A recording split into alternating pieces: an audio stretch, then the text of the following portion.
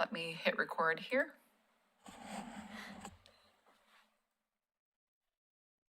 Recording in progress.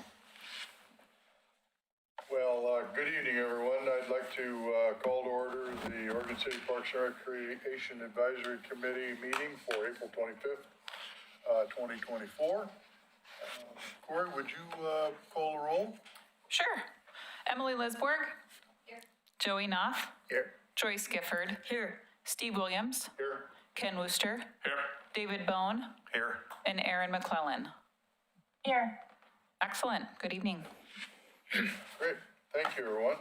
Well, as I understand it, we do not have any public comments for this evening's meeting. That's correct. So we'll begin with our presentations and with the Minutes. Well, excuse me, yes, PRAC minutes for March 28, 2024. Do we have a motion? I'll move. Mr. Bone has moved approval of the minutes for March 28th, 2024. Do we have a second? I'll second. Okay. Been moved and seconded. Emily Lisborg.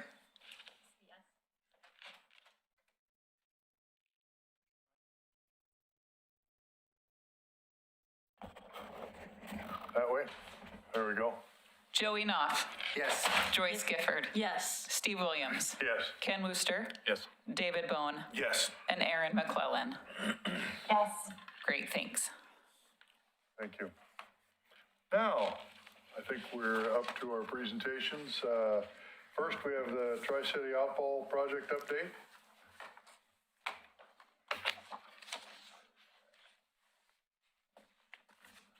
Thanks for having me tonight. Yeah, welcome.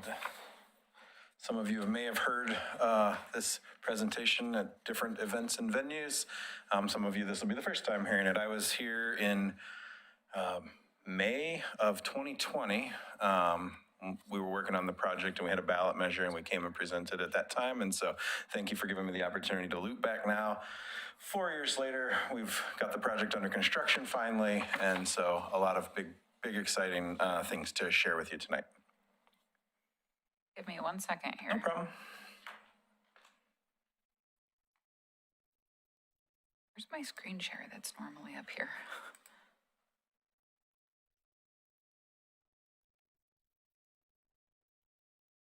While she's pulling that up, I guess I'll give a little bit about myself. I'm Jeff Stallard. I am the Capital Program Manager at Water Environment Services. We provide the sanitary sewer for Oregon City. We treat the water. Oregon City operates their own collection systems. Our organization does, we operate our own collection systems within the unincorporated areas out Happy Valley and that, but for Westland, Gladstone, Oregon City, and Milwaukee, we take the sewage and convey it to our treatment plant for treatment before it's ultimately sent back out to the rivers. I've been at West for about 7 years and I've got about 24-ish years of experience in the water industry. And so my role at West as a capital manager is kind of to take all of our planning documents and to make sure that we're delivering projects on time to be able to continue to allow economic development and growth in our communities. And so we want to have the right projects at the right time for, we hope to be the right cost, although that's been more challenging lately with the prices, but that's kind of our goal and our mission, or that's my role at the organization. So, Aaron, will you confirm that you can see the screen? I can see it. Okay, great. I'm going to just forward this to see. There we go. Perfect. So a little on the agenda side, I'll give a little bit broader overview of Water Environment Services. If you're a citizen of Oregon City, you get a bill from Oregon City, so you might not actually know that much about who actually treats your water. I'll talk about the Tri-City Outfall Project. I'll give a little bit of update on the schedule where we're at today. I'll have time for questions and comments, and I'll be done. So, you know, West, as I mentioned, we're a sanitary sewer utility. We also have a water resources side too. We do stormwater in the areas unincorporated. So we do not clean drinking water, but wastewater and stormwater. And so I always kind of like, I'm proud of our mission and vision, quite frankly. I'm proud of the place I work and I'm sorry. give the give back to our I was just community gonna move this and darn thing. society. So let's see here. I can't advance it anymore. There we go. And so we revisioned and missioned our organization here recently, and I'm pretty happy with what it is. I'll just read the vision and the mission. You guys can kind of read on your own or your notes, but our goal is to be a collaborative partner in building a resilient, clean water future where all the people of our community benefit and the rivers thrive. And so that's kind of our overarching vision for our organization. The collaborative part is coming out, working with our member cities and presenting to committees like yourselves. So thanks for the opportunity. Won't go forward for you. No, that's okay. There's not that many. I'll pause. So our service area, we operate two main treatment facilities here locally. We have a Kellogg treatment plant, which is up in Milwaukee on the riverfront, and we operate the Tri-City treatment plant, which is here in Oregon City at 213 and 205. That serves West Lynn, Milwaukee, Oregon City, Gladstone, Happy Valley. The Kellogg plant is at capacity in terms of there's no more footprint to grow, and so all the future growth for our treatment capabilities will be here at the Oregon City plant. And so we have a few pump stations that'll actually pump flow from out in our collection system that would normally gravity to Kellogg. We actually have to pump it over to our Tri-City plant. That's over there at the CarMax and Lowe's. We have a pump station there that can currently pump about 10 million gallons a day, and will soon to be able to pump 30 million gallons a day. So as Happy Valley continues to grow, we'll be able to convey more flow here to our treatment plant here in Oregon City. That growth is really the driver for our Outfall Project, which is why this project has to be done. I'll get into that a little bit later, but we also operate treatment facilities out in Welch's in the Hoodland area. We have one in Boring, and we have a small facility that treats for, I think, a couple of neighborhoods in Fisher Forest Park. So everything from a super fancy MBR facility down to lagoon systems is what we operate. So next slide. So what is the Outfall Project? And so the treated water from the Tri-City plant is effluent. That's what's put back into the river. It's sent to the river through this outfall pipeline. The pipeline itself is a normal pipeline, but at the end of that pipeline, we have diffusers. And so those are, you can see in the image up there shows a smaller scale to what we have, but those black valves, they're called tide flex valves. So they allow our water to get out into the river, but don't allow the river water really to come back. And so the purpose of those also is to create an underwater, I'll call it an underwater spray. It helps our water mix in with the river really quickly. So it's not just one huge pipe, it's a bunch of smaller ports that basically spray it into the underwater in the river. We all have 21 ports on our pipeline, so along the bottom of the river will be 21 little ports sticking up to send our water out. And as I mentioned, the mixing and dilution, that system is engineered to meet water quality standards, and so it's not kind of willy-nilly, we need a roughly amount. It's a pretty engineered scientific way with river models and other things that have been done.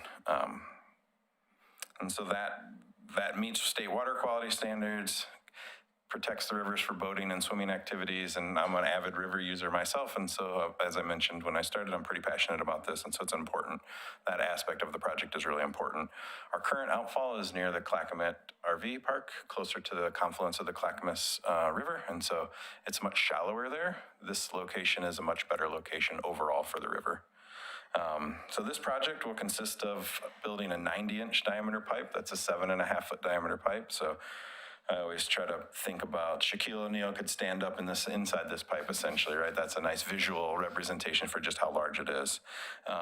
It'll run from our Tri-City Resource Recovery Facility down to the Willamette River, right next to the Abernathy Bridge, right across from John Storm Park. We will continue to maintain and own the existing outfall. The combined capacity will give us capacity for build out, which is our modeled flows at 2080. So this is a very far-reaching project and a long-term investment in our community. Next slide. So why is it needed? I've touched on it, but our existing outfall was constructed in 1984 when the original plant was built. During the recent update to our sanitary sewer master plan, we did a hydraulic model. And it was created to not only evaluate the piping in our collection system, but kind of what flows we could anticipate to come to our Tri-City treatment plant. So that plan was completed in 2019, and that identified the need that we were nearing capacity of our existing system. At the conclusion of this project, as I mentioned, we'll have 2 outfalls in the Willamette River. The new outfall will be our primary outfall due to the location of the river being much better and much deeper. And the existing outfall, which is in good shape, it's sending river water essentially back to the river. It's structurally sound and will remain in place. And when we get big wet weather events, larger rain events, we'll have that capacity to send that out to the river as well. I anticipate wouldn't be back online until roughly 2038 to 2040 time period, depending on how big rainstorms become over the next decade and a half or so. Next. So this is showing the overall alignment. So the first phase, when I came to talk to you in 2020, we were in a routing study. We were identifying the locations and kind of how we would get from our treatment plant to the river. So this slide, I want to just convey one thing. We can't go to the Clackamas River, although that river is much closer to us. DEQ has a no outfall rule in the Clackamas River, and so that's not an option for us. It's obviously much closer and would be a lot cheaper way to go, but out to the Willamette River is our requirement. So we found the target in the river, so we did bathymetric surveys all along the Willamette River. We found the location that was deep and good for mixing, and the other pieces you want it to be really stable. You don't want, in the Columbia River, a lot of times you get a lot of sands and silts that then bury over these diffusers. We would prefer it to be in a nice cobbly area, and that purple line there is pretty well where we identified that we needed to go. So we figured out how to get from our treatment plant out to there.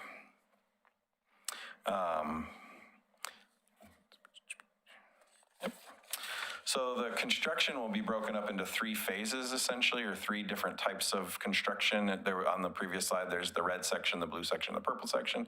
So the first section is an open cut construction. That'll start at our treatment plant out to the Main Street roundabout. So that's going to be your traditional dig a trench, put a pipe in it, backfill it. It's more complicated here. There's the old Rossman landfill that I'm sure most of you are familiar with in that site. So we will have some municipal solid waste we'll be digging through on the very outskirts of that delineation of what that landfill was. So we'll have that to contend with. And just the size, it's 90 inches diameter. So you can imagine it's not a single little backhoe digging a trench. It's much bigger than that. So that picture there gives you kind of the scale. There's 3 or 4 workers working down in the trench. We'll have shoring to hold the sides up. And then on top of that, we actually have 2 72-inch pipes that run down that kind of alignment paralleling it. We have the interceptor that brings wastewater from Oregon City and to our plant, and we have the existing outfall pipe running next to one another. They were built at the same time, so they're really close together. We can't dig that close to those pipes for fear of undermining them and impacting them. So we're off to the side of those a little bit, but that's the kind of construction that'll occur. I do want to note, we worked with DEQ around digging through the landfill and proper disposal and testing of what we find. And so from that perspective, we'll be managing that and are aware of, we've done some test pits and other things along there to be aware of what we're going to find. So those are the big ones around open cut construction. We'll talk about schedule at the end of the presentation to kind of give you an idea of when that'll happen. Next slide. So the more fun part from a technical standpoint and also just from an excitement standpoint is the tunneled portion. So from the Main Street roundabout roughly all the way out into the river, we will be tunneling. So the blue line is the route that the tunnel will go, and it's not only a horizontal curve as we kind of work our way around following the 205 alignment, we'll also be doing a vertical curve, so we'll stay relatively shallow and then we'll dive down after we get through kind of the 99 cloverleaf. The reason for the going deeper, there's 3 kind of geologic layers down there. There's a sandy layer, and then you get down into there's the fill, and then the sandy, and then the cobble layer. The cobbly layer is going to be much more challenging to drill through, so we really tried to limit the amount of time we spent down in that layer. So that's why we'll be taking a pause there, basically at the Cloverleaf for the 99 interchange. And that's where we'll start to dive down vertical to get much deeper. And when we cross the park, we'll be roughly 50 feet deep underneath the park, so significantly deeper, and we'll go all the way out into the river, and so there will be no surface impacts to the park. There'll be some water while we're doing the work stuff, impacts with barges and things, but in terms of the park itself, we're not expecting to really have any equipment or anything on the park. The one piece that we will impact for a short period of time, and we're working with the Oregon State Marine Board, is the John Storm boat ramp has some booms that protect the boat ramp. One of those columns we're going to relocate, shift slightly to allow for our tunnel to kind of come between the piles that are out there. And we've been working with Oregon State Marine Board and Kendall's group to make sure that we're going to pull one out, we're going to put a new one back in, and then we're going to fix the boom to match up to the new locations of that. The tunnel machine itself is going to be about 10 foot in diameter, so it's going to be it's a very large tunnel machine. It's coming from Germany, and it'll arrive on site in July. And I'll just offer up, we're going to have a celebration when it arrives. We named it. There was a naming thing that went out here in February. It's called the Clack-A-Mole, is what we got 600 nominations or suggested names, and we took that down to, or I'm sorry, not 600, 270 names. We took that down to 5, and it got, sure. You guys are going right underneath Sherry's restaurant? No, so, Because that's, looks like on the picture. no, that Sherry's restaurant is inside the business center. That is the like that white block. Let's see here. Here? Right. So I don't, Joyce, you can't see it, but if you look back here on the screen, this area right there, yep, is that the area you're talking about? That is the roundabout, or not the roundabout, but the interchange there for the on-ramp to 205. Shari's is more, Aries, I think, is up there. Yes, exactly. Yep. So we're within, I can see. not underneath any buildings or any of that. We're underneath the, adjacent to ODOT's road. Yep. Next slide. So you can imagine a tunnel of this size, and alongside I-205, we had major highways and roads. There's a number of underground utilities. There's the residential area of the apartment complex adjacent to our site. The Grand Ronde tribe has weighed in on from a cultural resources standpoint, and the impacts to John Storm Park. And so when we evaluated the number of different ways we could get into the river, going deeper ended up being, while a little bit more expensive option, it was a better option from an overall stakeholder and impacts to the public perspective. So it minimizes the time we're in the water, and we think it's going to be the best solution overall for the region. So it's going to be really exciting this summer when we're out there building it. You hear the stories of tunnels gone wrong. So we've done a lot of geotechnical work to understand what's there, and we've selected a tunnel machine that should be able to go right through it. So, but this was the choice driven by all of those things, the coordination of all of those things that come together. Next slide. And then the in-water construction. And so this summer, we'll get the tunnel machine out to the river, and we'll actually we'll pull it up out of the river, put it on a barge, and it'll be sent back to Germany. We're just renting the machine for this project. And at that point, we'll put a flange or a cover on our pipe, and that's what we're going to finish and accomplish this year. And then next summer, and we'll get into schedule, next summer we're going to come back and build the purple segment of the pipe. Part of that is to wait for the 205 project to get to a point where we can have more space in the river and work together, and kind of they'll be done mostly with their river disturbing, so there's less risk to our pipe getting hit by their bigger construction equipment. The recreational boats and things are not a concern to us, but those bigger barges and equipment, the dance I like to say that we're doing with ODOT to coordinate these two projects is we have monthly meetings with them to make sure that we can all work together in this sandbox, essentially. So that's the in-water piece, and so basically they'll work from a barge, they'll send divers down, they'll be doing underwater work as they build the pipeline down in the water, and so it's marine construction, and it's you've got the tunnel that comes up, and then you have this next season of 2 months roughly of marine construction where we'll be out there with divers in the ground putting the pipe together and getting the diffusers put in. And then the next slide, I've kind of touched on a lot of projects, the schedule. As I mentioned, we got ballot measure was approved in 2020 for us to kind of come across the park. That was when I came and presented to you then. We had a number of online open houses during that time. Since then, as Joyce mentioned, she's heard this or some version of this type of presentation a number of times. We've been out to a lot of organizations and communities. So we did this project design build. So we had a contractor, the tunneling contractor was part of our team. Starting in 2023, or 2022, late 2022. So all of 23, we worked through the final design and agreeing on a price and construction. They broke ground in March, setting up some of the laydown areas and things. We're going to build all the way to January. The open cut piece segments 1 and 2, or 2 and 3. The open cut and the tunnel pieces will be done, and then we'll just have the in-water piece, the following in-water work window. Those in-water work willows are important. The Willamette River, there's certain times you can work in the river and certain times you're not allowed to work in the river, and those are generally from July to October. They do that looking at fish migrations of different species and those types of things, and so they set those to have the limited impact on any of those migrating fish at the time. That's a time where there's not a lot of activity. The permitting was, as you can see, we started in 2022, and we are still trying to get our last few permits for getting along ODOT and that kind of stuff. We're wrapping all of those up now. So we spent about 2 years permitting this project. It was a major undertaking. And then, as I mentioned, we'll come back the following July in 25. We'll build the diffusers and then put the system online. And then I mentioned the tunnel shaft, construction on the tunnel shaft started.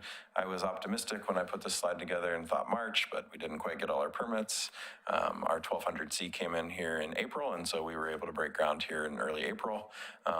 They'll build a shaft similar to what you see. They'll be able to lower the tunneling machine down, and then they actually, from there, all the pipe segments drop down into there, and they just move it along.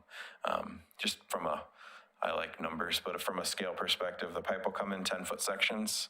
They're going to weigh, it's got about 40,000 pounds for that 10-foot section for the tunneling pipe. The open cut piece, which is FRP, which is like a fiber reinforced, a fiberglass pipe, is much lighter, but the tunneling pipe themselves will come out in 10-foot sections due to the weight. And so you can imagine we have about a half mile of tunnel, so we have 200 10-foot sections coming out to our site. So you'll see lots of pipes start showing up in May. The laydown area, the big grass area next to our treatment plant, it's got orange fence around it now. We'll start to be setting pipe sections in there, waiting to then be brought in and sent down the hole and built. And then the open cut piece will start in May, and that's working back to the plant, and that'll be wrapped up in January with Agnes Road will be rebuilt. And so I think I went a few minutes longer than I wanted to, but I apologize for that. But if you have any questions, I'd be happy to answer them. Questions? Yeah, so I have two, I guess. The location of your outfall, I've read somewhere that there's like 5 million cubic yards of silt and stuff coming over the falls every year. Is that, so you're in a spot that scours pretty good? Yeah, what we found in the bathymetric survey is downstream of kind of where the confluence with the Clackamas is, it does start to get, the river bottom does start to change, and closer upstream, I think it narrows down as it comes and ties in with the Abernathy Creek, and so it gets a little bit higher velocity through there, and so it's still, it's still really, has a cobble bottom. it's a cobble bottom where we're at, nice. yep. Okay. And then the other one is, are you still kind of reserving the outfall above the falls for future? Is that still kind of just the Blue Heron? Yeah. Yes, we sold off, I think, a majority of the property, but we did keep the outfall. And we don't, we have a 10-year capital plan. There's nothing in our 10-year capital plan for use of that outfall, but I think just from an organizational standpoint, it's never a good idea to get rid of something that's permitted in the river already. It's probably worth everything. So. It takes a lot of time and energy to do it. We don't have any plans to use it per se, but we did keep it for the unknown in the future. Great, thank you. Other questions? I have two, the diffusers that you show on top of the pipe there, how, are they flush to grade in the river, or how, I mean, how far up do they extend above the bottom of the river? Sure. So the pipe that gets them, so the diffusers themselves are really the only thing that sticks up out of the river. And I think they're about 24 inches, I mean, just from a size perspective. And so I think they're about 24 inches tall. They're designed so that if, it doesn't happen, I'm not aware of it happening, but they are designed if a barge were to come through, if they, and hit one of those, they're similar to a fire hydrant, they're designed under a big load to break away, not break the pipe that's buried beneath it. And so we have a requirement that we dive inspect our outfalls just to make sure everything, if you never look at them, you never know what's going on down there. So every 3 years, we send divers down to just take a look at our diffuser ports and make sure they're all still attached and make sure they're all still there. And so they're breakaway and they'll be chained to it so they don't go very far if they do happen to. I'm not aware of very many that have broken away. Fishing lures. Yeah. On those items, because it's right in the middle I know, of a very popular fishing Yes, hole. it is. The other question that came to mind as you were talking about your coordination with the 205 bridge construction, looking at the way they're putting in their pillars and everything, it could substantially change the hydraulics below the 205 bridge, because it's quite a bit different than the original construction. How do you take that into consideration when you're talking about, because it could change how that garbage hole, which is what they call it, Yep. how it could flush and flow? Yeah, so the 205 project had to do a scour analysis, so they look at what the scour underwater would do, and so our diffuser actually sits just outside of any of the impacts that they modeled in their scour analysis. So we did look at that, and we verified that there wasn't something that we should be significantly concerned about. But yeah, that's a great point, and something that came up, quite frankly, late in our project of, let's make sure that's not significantly going to alter the river conditions for us. But yeah, we're outside of their scour analysis. And then, go ahead. One last question. Sure. The flow, the example, the flow in the Willamette at the current point in time is about 14,000. See if it's actually extremely low for this spring. Yep. That's quite a bit lower than normal. How does your outflow amounts adjust to those kinds of lowering of flows? How do you deal with that? Sure. So this pipe will be able to pass 108 million gallons a day, and so that's about, if I recall the number, about 260 CFS. So I'm still a lot of water.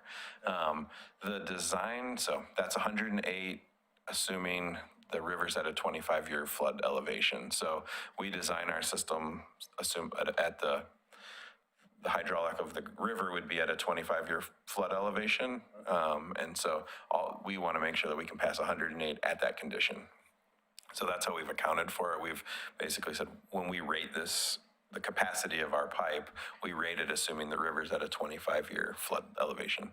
When it's at 14,000, does it change in terms of the ratios, obviously, of the fresh water and Sure. and the tertiary treated water? There would be less head to overcome, but our pipe sits so much higher than that, it's not going to change significantly the hydraulics.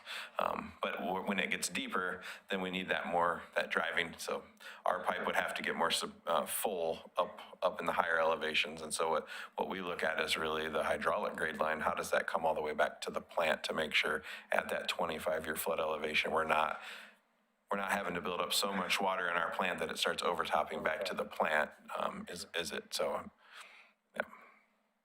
Questions? Awesome. And then just the last thing, the project it's ratepayer funded, and so there's no tax money involved, and we're paying for it ourselves. And it's about a $60 million investment we're making to make sure that we have the capacity to continue to provide service. So I appreciate the time to come and talk about it. For me, it's a once in a career type project, and I'm super excited to get the opportunity to have led it. Thank you very much. Appreciate it. Thank you. All right.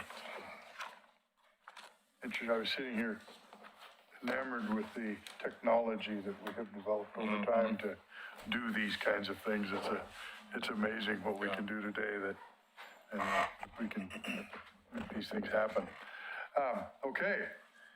The next presentation we have is the B-City presentation, and I want to kind of turn it over to Emily to kind of give us an introduction and get us started with that presentation.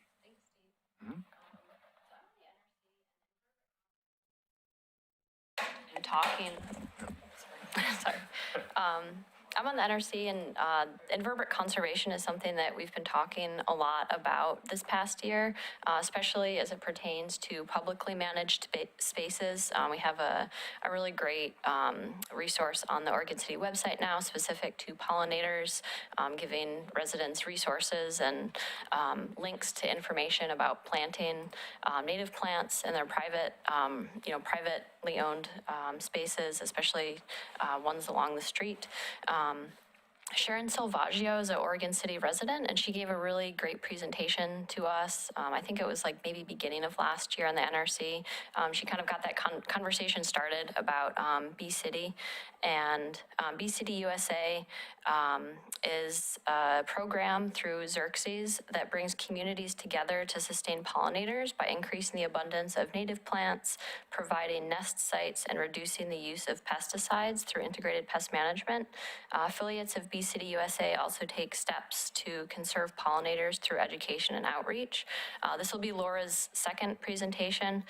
She presented to the CIC late last year and was kind enough to present again tonight.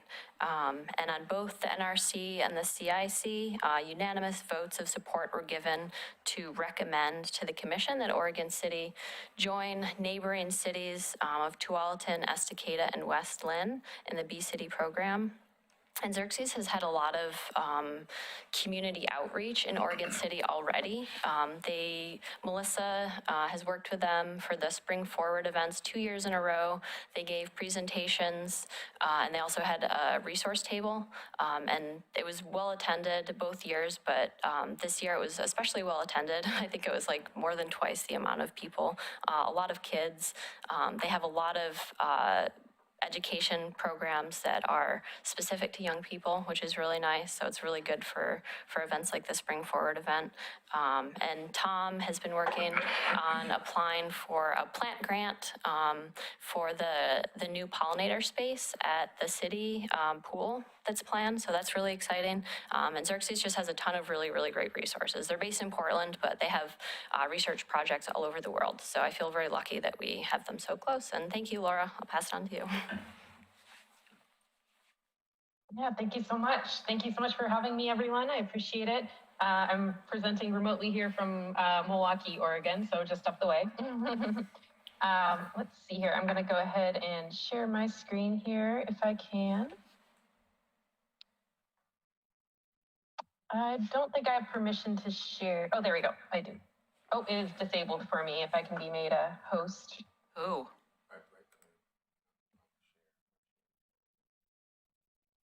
In the meantime, I can get started a little.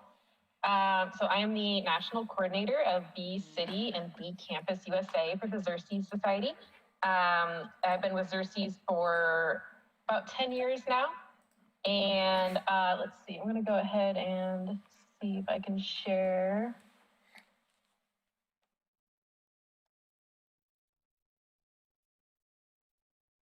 One second.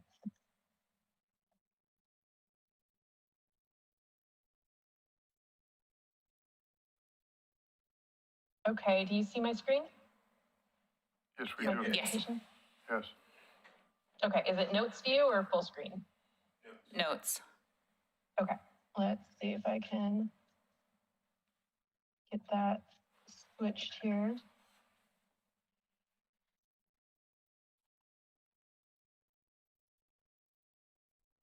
All right, is that still, okay, there we go.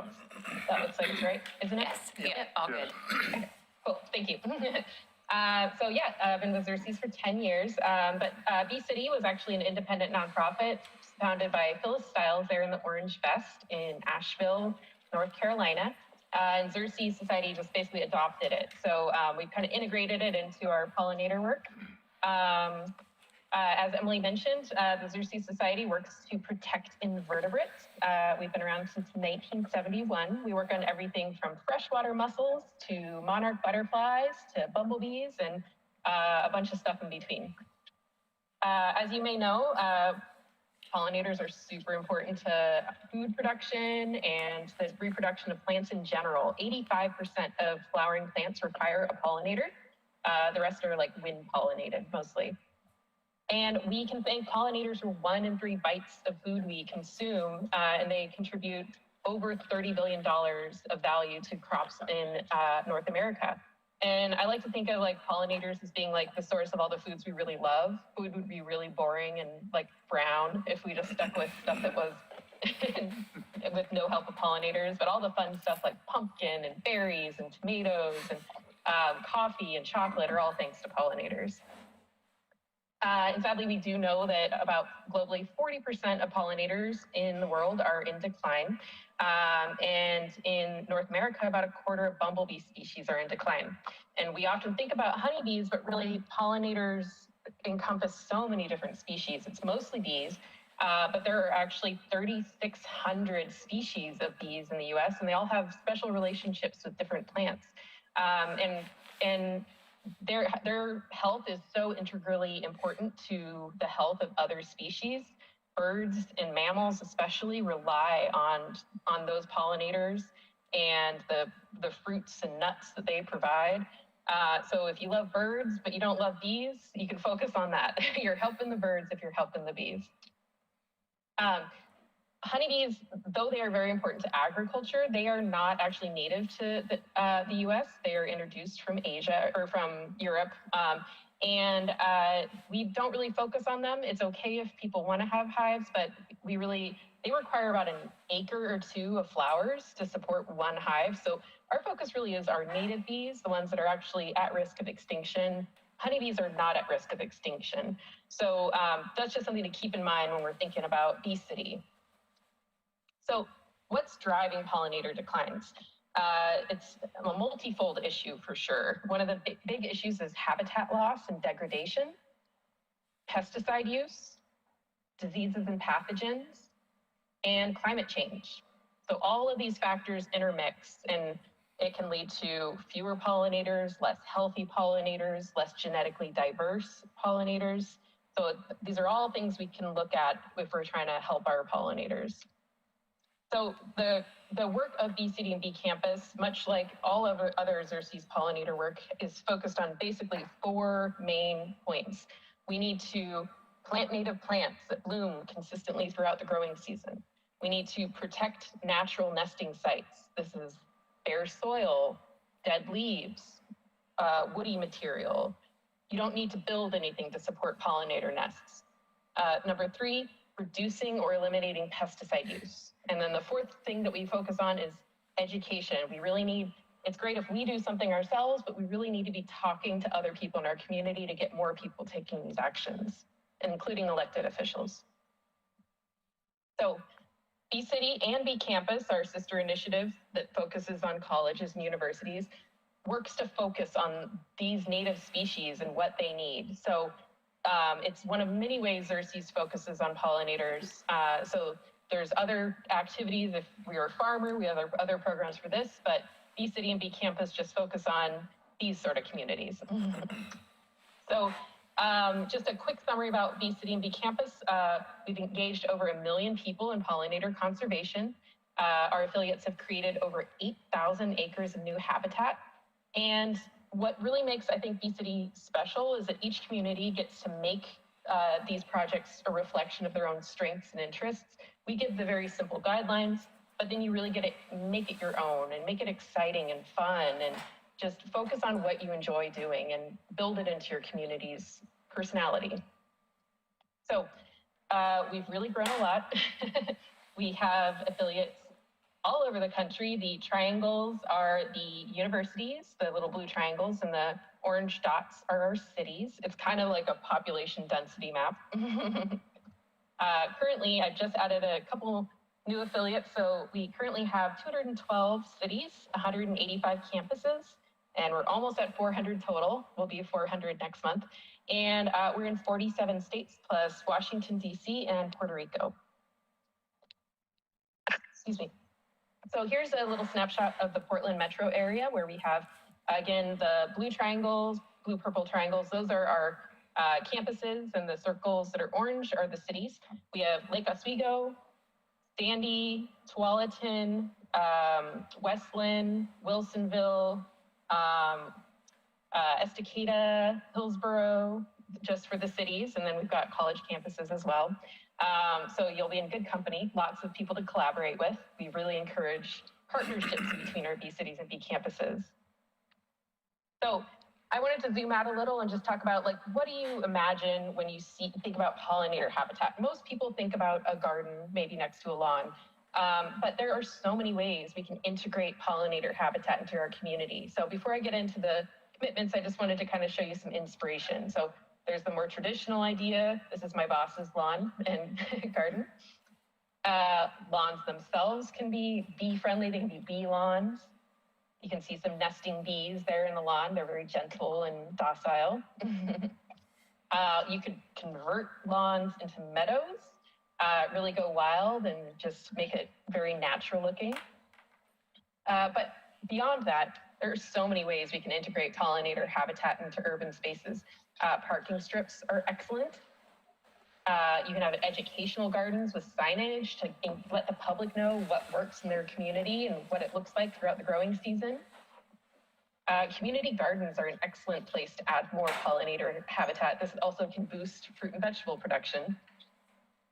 But another fun way to think about it is you can really hide pollinator habitat all over. If you're reducing pesticide usage and planting native plants, you can really tuck it in anywhere, like an office landscape or along a street.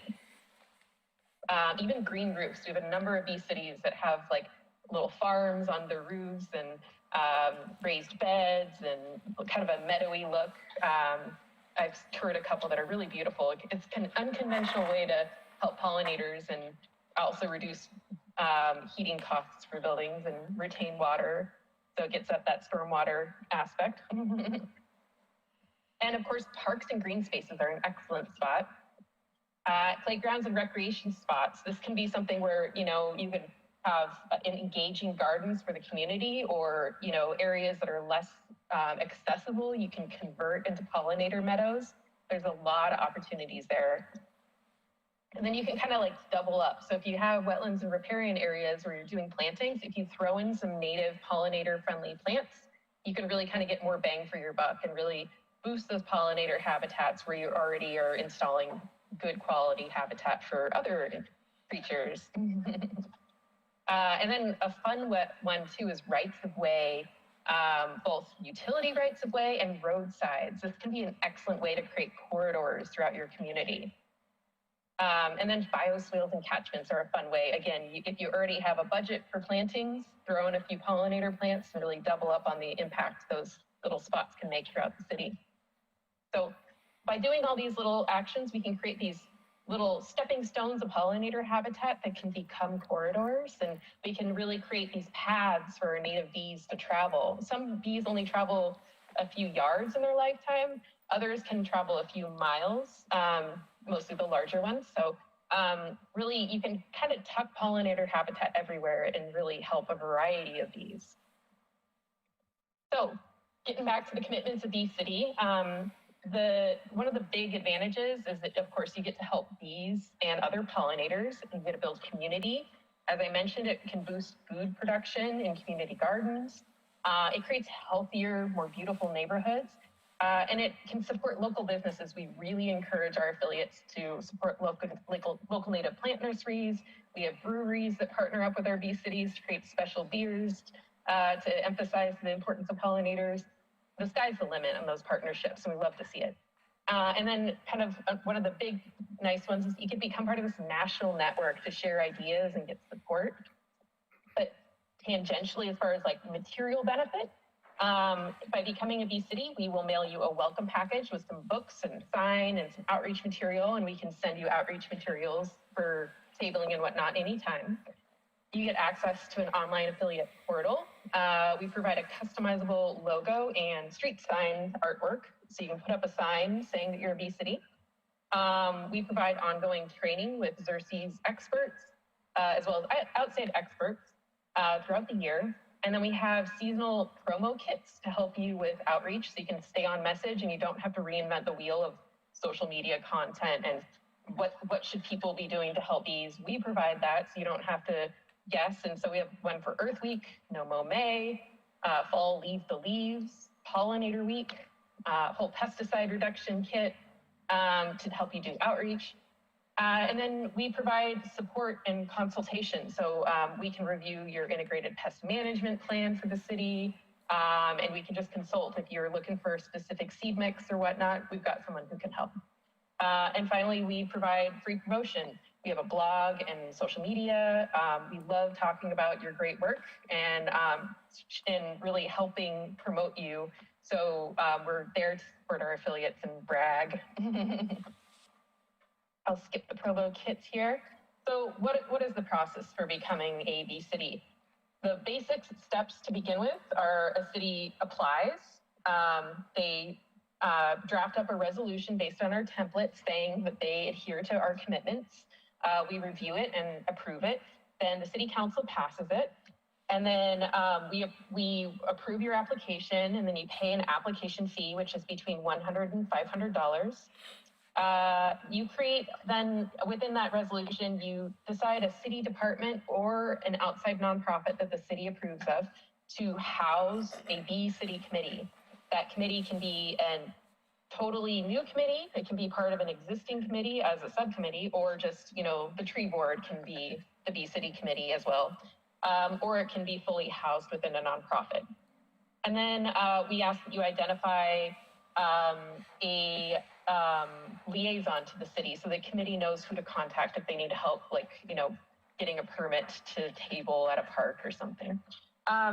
Then within that, I'm going to get into it further, but there's commitments of doing one habitat project per year of any size, one pollinator outreach event per year, and then creating at some point an integrated pest management plan, which I'll get into. And then once you're certified, you get a full calendar year to get up and running. And then each February, you report and pay a renewal fee, which is the same as the application fee. If that renewal fee or application fee is a barrier, we can waive it. So we don't want finances to be a barrier. It just helps us keep the lights on.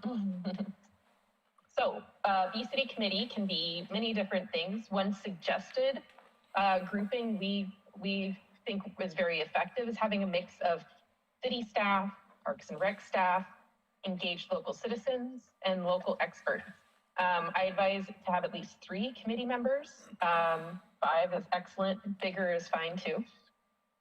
And going back to that fee, I should have looked up the population of Oregon City. I don't know it offhand, but here's our fee schedule for the application fee and annual renewal. So, as I mentioned, habitat, very important. So this can be a great way to engage the public. It can be maintenance, it can be mulching, it can be weeding. There's a million ways that you can enhance or create pollinator habitat. So it's up to you what that looks like. This is an example from Westland and Tualatin. One of the commitments we ask you to do that's a one-time thing is by your first certification reporting year, we ask that you create some sort of guidance on suggested native plants that you recommend. This is the Xerxes Society's pretty plant list. We've updated it so the format's changed, but you're welcome to just crib off of ours. You don't have to reinvent the wheel. You can just point to ours if you want to use it. And as I mentioned, pesticide reduction, I won't get into that. It's the same as I spoke of before, but really to get into a little more detail, so the integrated pest management plan is basically a toolkit for staff and contractors with your city to decide when and how they use pesticides and what they can do before they turn to pesticides. So it's really a 3-legged stool of prevention, monitoring, and then minimizing pesticide use when you actually choose to use it. So we can definitely do a deep dive on this, but I didn't want to go too deep because it can be, for some smaller cities, it might be just a few paragraphs. In other cities, it could be a 40-page document. But we have materials to help you with that if you don't already have one. If you want to make modifications to include pollinators or just make it even better, you can reach out to us, whether or not you become a bee city, and we can advise you on suggested edits or, questions you might consider asking. I won't get into this too much, but our bee cities really do a zillion different events. In Hillsborough, they table at Jackson Bottom Wetlands. In Beaumont, Texas, they had a parade, but we also have trivia nights and social media campaigns and apps and photography classes. So this can be a really fun project. And finally, I'll just skip ahead to our free resources. Whether or not you become a bee city, I would advise checking out the Xerxes Society's Pollinator Conservation Resource Center. You can click on the map for the Pacific Northwest and see all of our guidance. It's super helpful. And then if you want to know more about Bee City, you can go to beecityusa.org, and under the Apply Bee City section, you can see we have application resources, printable handouts, and we can mail you brochures and bookmarks as well if that would be helpful. And this is what they look like. We just updated them. I love them. They're a lot of fun. And if you have any questions, you're welcome to reach out to me, laura.rost@xerxes.org. And please let me know if you have any questions. Thank you, Laura. Questions for Laura?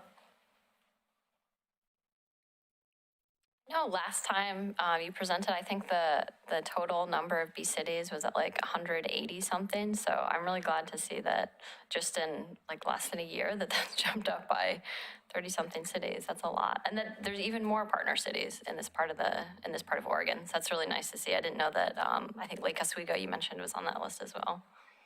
Yeah, Lake Oswego and Estacada just joined last year, and then we added Clark College as well.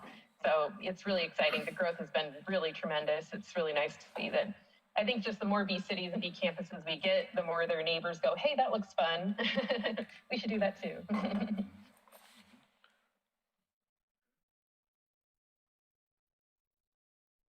Any other questions?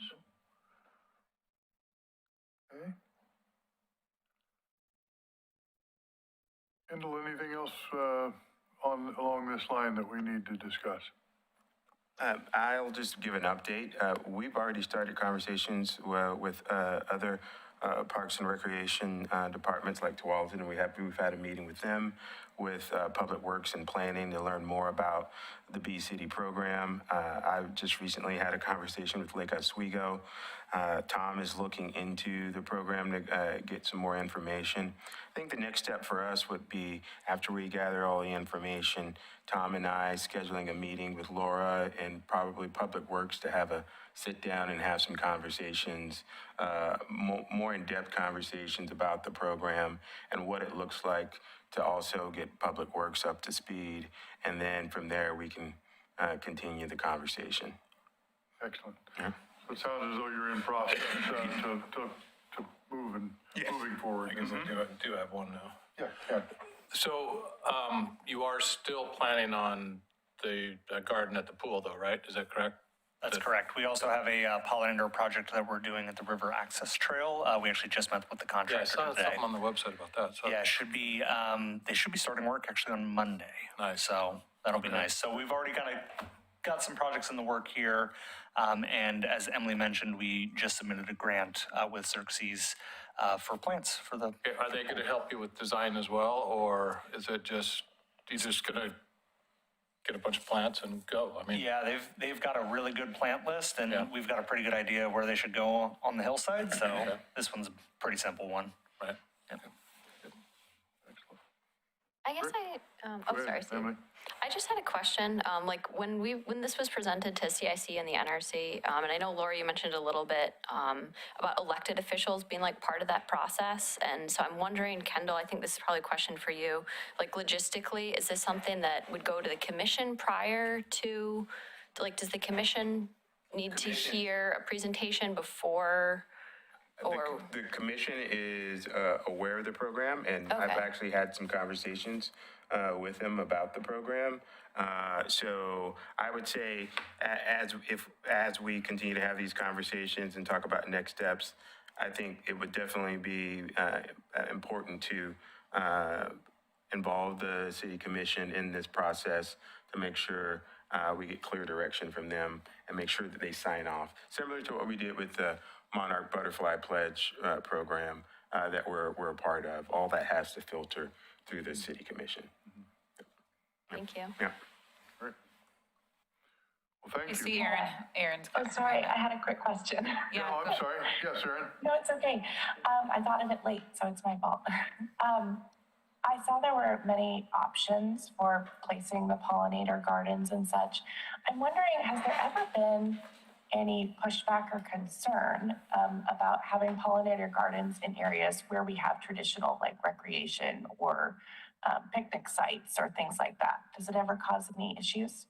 You know, I never hear about anyone actually having an issue. I do hear about cities being concerned there may be some fear, but I'd say, you know, there are definitely ways you can kind of get people more comfortable with it.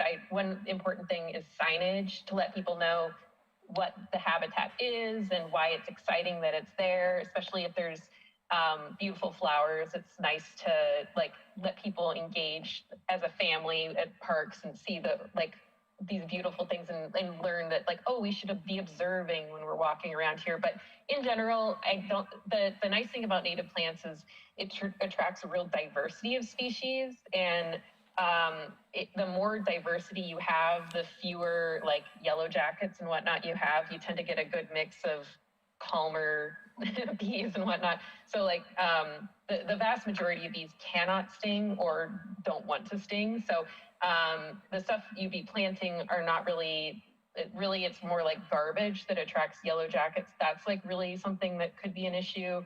And that's actually in the territory of IPM planning. So if anyone needs guidance on ways to reduce yellow jacket issues in parks, I can help with that. But as far as our native pollinators go, they tend to be very gentle and very nice to observe and not too stingy. It's good to hear. Thank you so much. Good question. Good question. Okay, great. Well, thank you very much. Appreciate the presentation, the information. It sounds as though we still have some progress we're moving forward on, which will continue to keep this discussion going. Okay? Thanks so much, Laura. Thanks, Thank you. Laura. Thank you so much for your time. Thank you. Okay, we'll move into our general business. The first update, deferred maintenance update. Yeah, so tonight we're going to have Tom, our Parks and Cemetery Manager, provide an update on where we are with our deferred maintenance for parks. And then right after Tom, Kyle is going to provide an update on where we are with our facilities. Tom? Sure. Do you want your staff report? Let's do the PowerPoint. Okay.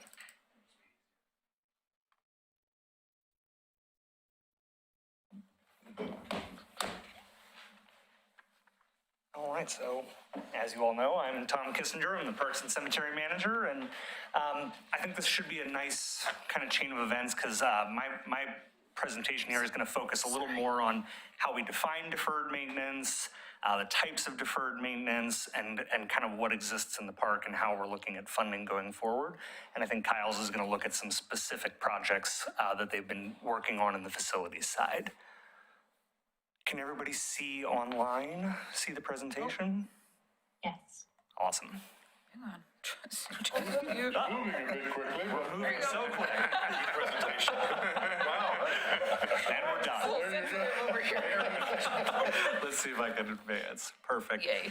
So just starting with a very brief overview of kind of what is deferred maintenance, right? So every amenity or feature in a park has a useful lifespan. That's also true of our plants, all those, basically everything that goes into a park. has a lifespan for how long it should last. When budget allows, those items are replaced at the end of their useful life. And when budget is not available for replacement or repair, that item is deferred until sufficient budget is available. As that builds, that's what our deferred maintenance represents. To me, deferred maintenance has really kind of two categories. There's kind of your traditional deferred maintenance. They tend to be relatively low-cost items, things like benches, picnic tables, fences, even the components of like play structures or restrooms fall into your traditional deferred maintenance. That's easier to absorb into your kind of budgeting process, and it's also part of our normal maintenance routine. That's what you see a lot of our team out there doing on a day-to-day basis. They're fixing picnic tables, they're fixing benches, fixing restrooms, stuff like that. Kyle's team as well, they're out doing a lot of that work. Then there's kind of the other side of deferred maintenance, which is deferred capital asset replacement. So these are kind of higher cost items, things like a restroom building that was installed in 1960. It's maybe not ADA compliant. It doesn't really meet the needs of the park anymore. Could be $500,000 to replace that restroom. Play structures. Play structures are, manufacturer goes out of business. We've had that play structure there for 20 years. Now we can't get parts for it anymore. So how do we keep it maintained and safe? So those are kind of the bigger ticket items. Shelters are another one. A lot of our shelters here in Oregon City are wood, and wood in Oregon deteriorates over time as we have wet weather in the winter. So those are some of the items that are become more difficult to absorb in that kind of regular maintenance budget, but there are grants that exist to help fund those capital asset replacements. Why is deferred maintenance important to understand? It's important because it's a compounding issue. If we don't take care of it, it just grows and grows and grows. The longer the work is deferred, the harder it is to fund. Simple fixes eventually turn into full asset replacements. If you're not getting your restrooms replaced, the components over time, eventually it just becomes easier and more cost effective to replace the whole building. Same with play structures, same with shelters, and some of the most expensive assets, particularly in parks, that we kind of don't think about. It's kind of the boring stuff. It's things like pavement, concrete, the infrastructure in the ground that you don't see on the day-to-day basis, things like pipes and water systems, all those kinds of things that nobody ever really thinks about when they're there. They're there for the play structure. Those are the most expensive things to replace and repair. Parts become difficult or impossible to obtain as manufacturers go out of business, and natural inflation continues to drive those prices higher. It's important to recognize that all park systems have some level of deferred maintenance. We were actually talking about this as a team today, and I was kind of counseling them on, we actually do pretty well for our deferred maintenance. We do a lot better than other places that I've, worked at or seen. So having a good strategy is really key to invest in those existing assets.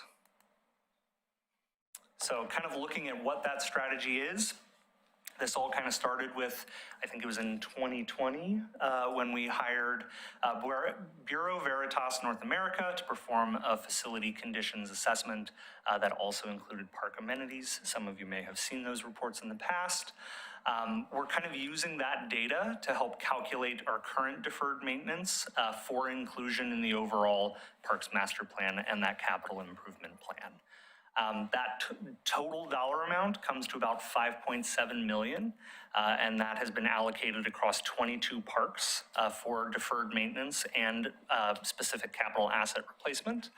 And you'll notice 3 parks have been kind of excluded from that list: Atkinson Park, Clackamat, and End of the Oregon Trail, because they have specific line items for redevelopment that would kind of negate some of those deferred maintenance needs. And this is just kind of a list. We will share this with you so that you can kind of see. But the main thing I want to point out is some of the ones that, kind of maybe a little bit surprising. So I pulled 2 examples, and I'll come back to these lists and we'll go through them individually. But just to go, this is kind of what that BVTA report looks like. For Abernathy Creek, there's really only 2 amenities there. There's the kind of the parking lot area and a picnic table. Now we've got the nice new wood chip trail, but not a huge cost to replacing these amenities. Then you go to a place like Hillendale, There's so many assets there that it's hard to read on the screen, right? Everything from the roof of the restroom down to the ADA site accommodations, park benches, sidewalks, spray, irrigation heads, ball field, there's a lot that goes on at Hillendale. The point is that places like Hillendale, Wesley Lynn, even TSW right now doesn't have a lot of deferred maintenance because it's brand new, but over time, as it ages, it will get increasingly more expensive to maintain. There's also kind of the natural component of this, just our general maintenance of our natural areas. That is not included in this deferred maintenance. The deferred maintenance categories here specifically relate to amenities and features within the parks. So where do we go from here? Kind of next steps. So what we're working on right now is going through these lists and prioritizing those low-cost items that we can replace either in this budget cycle or prepare for inclusion in the next biannual budget. We're looking particularly at things like benches and picnic tables that are in disrepair that we can start replacing with more durable things like concrete picnic tables.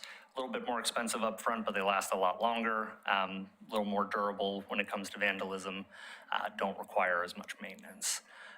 We've also identified the Hillendale restroom as a priority for kind of that capital asset replacement, and our goal is to apply for that project through part of our Metro local share. So there's about 1.9 million that's been allocated for us through the Metro Nature and Trails Bond. One of the components of that bond is improving accessibility in parks, and restroom accessibility at Hillendale is a major issue. So this is a project that we could potentially do at that site and have fully funded through those funds. So we're working on that application right now, and that will take care of a significant portion of that park's deferred maintenance needs. And then we will continue to identify grant opportunities to leverage our park funding for capital asset replacement and kind of our general deferred maintenance over time. The two major ones, just so you're aware of, there's the local government grant, which is actually kind of in the application process right now. Large projects closed in April, small projects close on May 1st, and then Land and Water Conservation Fund is in the fall. So that is a potential application source for us to go to, where we can do that within existing parks that are already part of the Land and Water Conservation Fund portfolio, or we can do it in parks that we want to add to that portfolio. And that has the added benefit of putting them in encumbrance and protects them in perpetuity, which I think is pretty cool. That's what I got for you. I'll turn it over to Kyle. Any questions for me before I do? As I recall, when at Hillendale Park, some of the pergolas, and at West Leland too, were built by the construction class from Oregon City High School. They were. And even at Wesley Lynn, wasn't the Shelter was. the whole shelter thing. Are you still working with the high school construction class?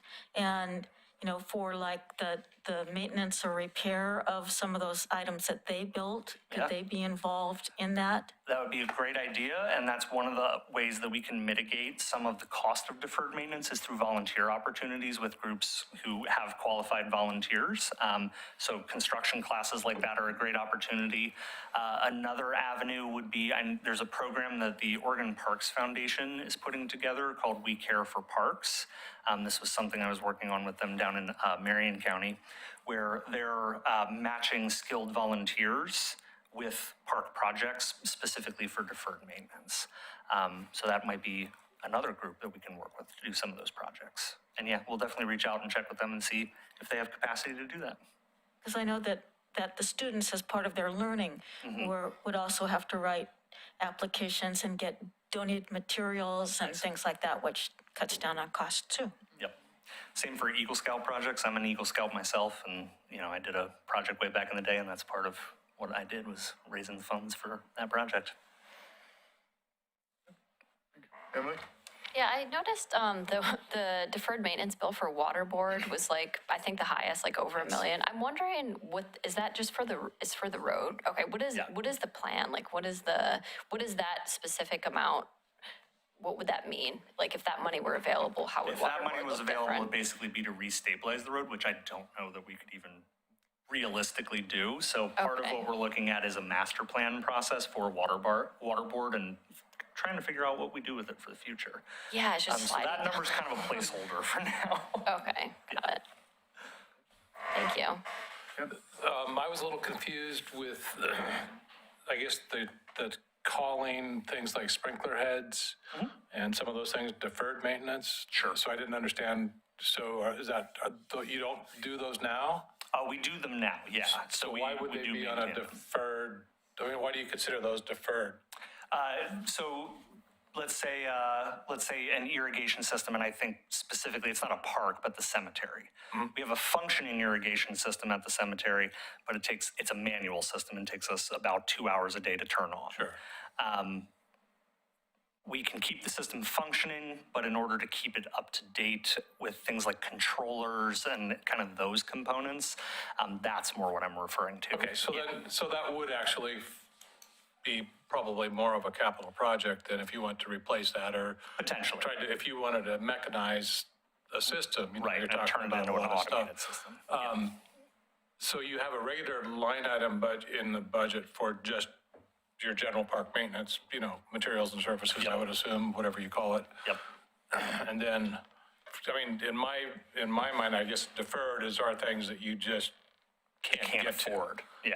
And then what is your threshold for capital outlay? I mean, what's your, So the city's finance department considers anything over $10,000 capital. and a lifespan of X number of years as well? Yeah, usually, and I'm not sure what their specific lifespan is, Right, but I tend to be a little bit higher on that, but that's their definition would be $10,000. It's actually a little bit lower. It's 5. Oh, wow. I just recently had that conversation Really? today with finance. Yeah. Yeah. I would say like 50,000 is Yeah. capital, but And Yeah, I mean- we had the same conversation because I thought, 50,000 is more reasonable. But right now it's 5. They're having conversations about changing that, but yeah, it's at 5. Yeah, I think that's even way below the state threshold. Yeah. too, So, okay, well, that would be good too, Yeah. so that, you know, that, because I think to me, the titles are important I in some agree. of those things, and so Yep.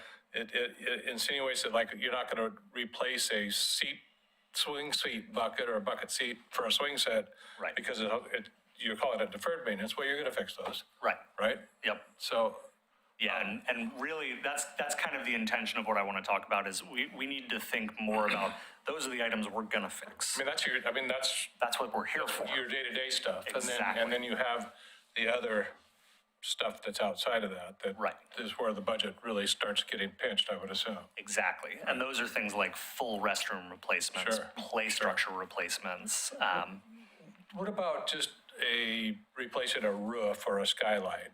Yeah, so depending on the size of the building, it could fall into that category.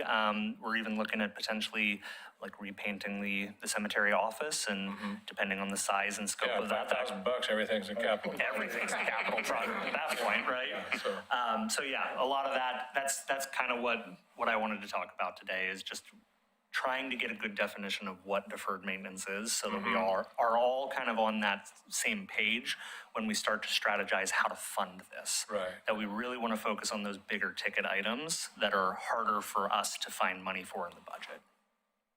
I would throw out one more, well, I did want to clarify the local government grant and the, Land and water? Land and Water Yep. are both coordinated through state parks. Correct. And the local government grant is, the Metro local share that's separate. So those are Yep. two different pots, so. Yep. And then the Land and Water is actually a federal program, but it's still coordinated through the state parks, and that hasn't changed too much. Yep. And then there's another, I know ORPA, Max does, for example, will get together and put up a playground for you or something like that. So that's another opportunity for, at least Getting some help. some help anyway. Yeah. So, I mean, if you could spend the money on equipment and not pay for the installation, then you're ahead of the game, so. Yep. Yeah, and that's always, as we start to kind of strategize how we're going to tackle some of these bigger projects, looking for local partners who want to, donate time and resources is a great way to come up with the match. Both the local government grant and the land and water require a 50% match from a city of our population. But that 50% can come from staff time, it can come from donated resources. There's a lot of ways that we can get to 50%. Emily? Yeah, I had a question. So it looks like everything on the deferred maintenance list is mostly like the abiotic elements. I'm wondering, is there like a comparable sort of analysis of like the biotic elements, like for parks like Singer Creek, where I know there's been a lot of work on removing ivy and blackberry, and it looks totally different, and there's a lot of progress there. But there's other parks like I like Waterboard. There's just so much ivy there. Is there? Kenema. Yeah, or Kenema. There's so many. Is there a document or opportunity for getting a quote on deferred maintenance for like the biotic part of the parks? Yeah, so I would say we don't have that document currently, but it's definitely something, one of the major components of this Metro Nature and Trails Bond is restoration projects. So we're trying to kind of tie restoration into each one of those projects that we're proposing, and we'll actually talk about that in a little bit with the dog park proposal as well. So kind of, I guess my answer is we're working on it, because the restoration side, I think, takes a little more time to plan out. Like, the nice thing is walking into this, we have a report for the deferred maintenance piece. We don't necessarily have that for kind of the natural elements of places like Atkinson, Abernathy, all these kind of different natural areas. I'd like to get us to a place where we're thinking about, particularly as, climate changes and things like that, that we're kind of being forward thinking in how we replace trees with emerald ash borer, and doing that work now so that we don't have kind of loss of canopy. Yeah. Thank you. Thank you. Awesome. All right. Kyle?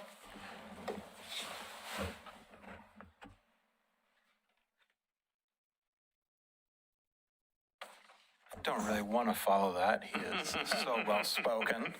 And he also explained about 300 things I was going to explain. But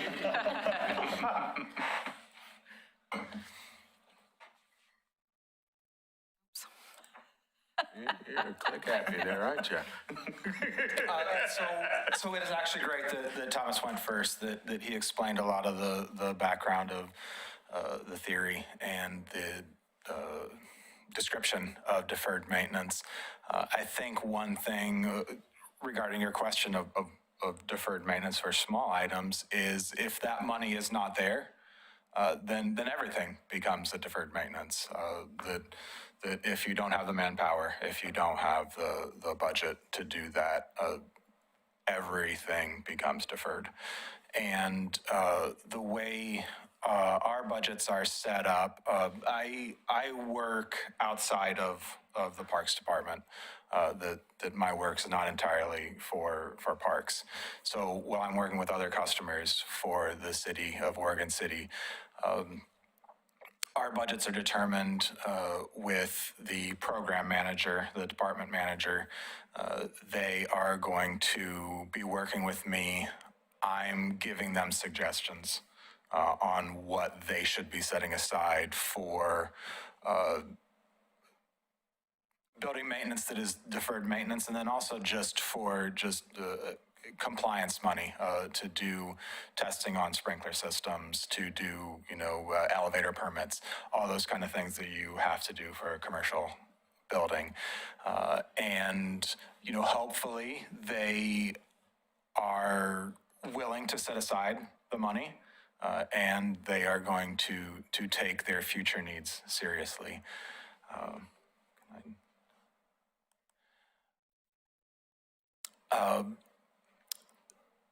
Working with the Parks Department is a little bit easier because I feel that the Parks team realizes the responsibility that they have for maintenance of their items, their assets, and part of that is because of how visible everything is. the public is directly involved in all the sites that the Parks Department uses. And so there is more money, more thought, more care taken for those items. Some of the deferred maintenance that we were able to get to over the past year has been the aquatic center was one of our most important ones, and Melissa's attention to the site is commendable, and you can see she's described the amount of work that's gone in and the amount of tasks we're able to complete. If I'm just going to read through these, we've got a replacement of existing UV filtration system, the supply pipe replacement for the leaky boiler, the pool shell, pipe fittings, the sidewalk concrete was just done this past week. Only the pool shell and the sidewalk would be directly noticeable to the public. That the items that happen on deferred maintenance are often because the budget is decided this is not a visible need. Maybe this is something we can put off because deferred maintenance often tends to be we're replacing the status quo. That no one wants to say, look what I did, everything's the same. And so it's a testament to Melissa and the rest of the parks team that they are considering these things that are not flashy, but they are important.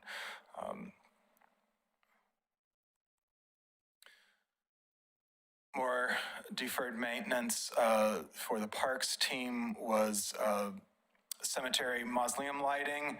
That is a visible notice. That is a big project that increases just visibility and positivity. The cemetery guest room is very big. Very important that the previous restroom was showing its age severely, and this has definitely brought that usability, ADA accessibility is a huge improvement. That having that 6-inch curb to get into the restrooms in the previous site was not ideal at all.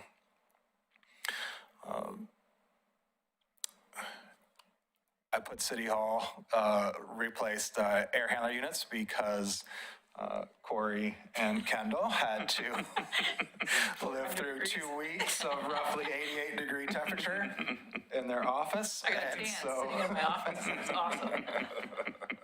So that directly affected the parks team. Appreciate it. Even though it is not for the general public. One of the troubles that we've had are with an overall facilities master plan for the city. Some sites, like the end of the Oregon Trail, have not been given a direct path to the future, and so decisions have been made not to put money towards deferred maintenance in these locations. And then what ends up happening is we had an HVAC unit go out right at the beginning of winter, so in December. There are three 12-ton units for this. Oh, no, sorry. They're 12. 3 12-ton units for end of the Oregon Trail, one for each wagon. And the center one went out, so temperatures were really dropping in that space. And we had to bring in temporary heat, electrical heat, which then increases utility costs. and were able to repair the unit, but the replacement was out of budgetary scope. And so that is, a roughly $9,000 fix to keep the unit running, but it is not really extending the lifespan for a long period of time. It's not a new unit. It's not $50,000. It's $10,000. And those decisions then have to be made on kind of an emergency request decision that we asked for the money. The money was not there for any of the Oregon Trail.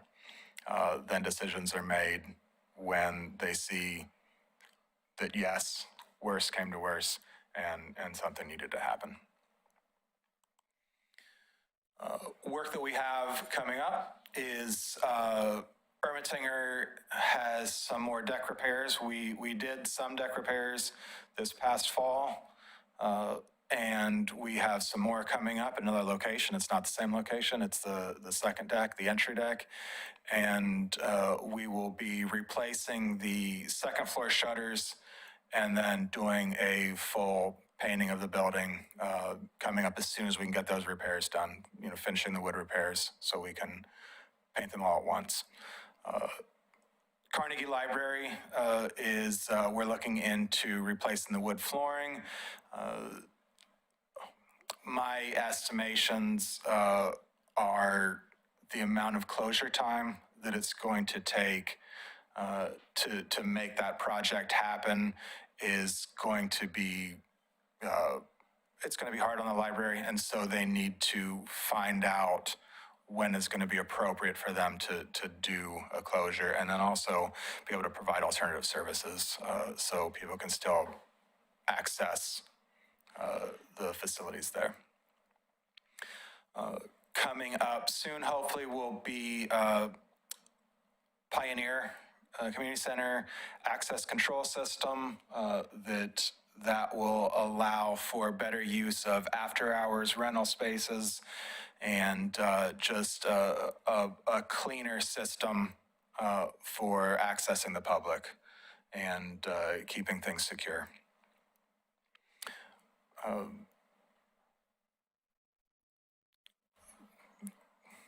I probably didn't need to put that last one on there. Community development is just building and planning department and some work we're planning on doing for them.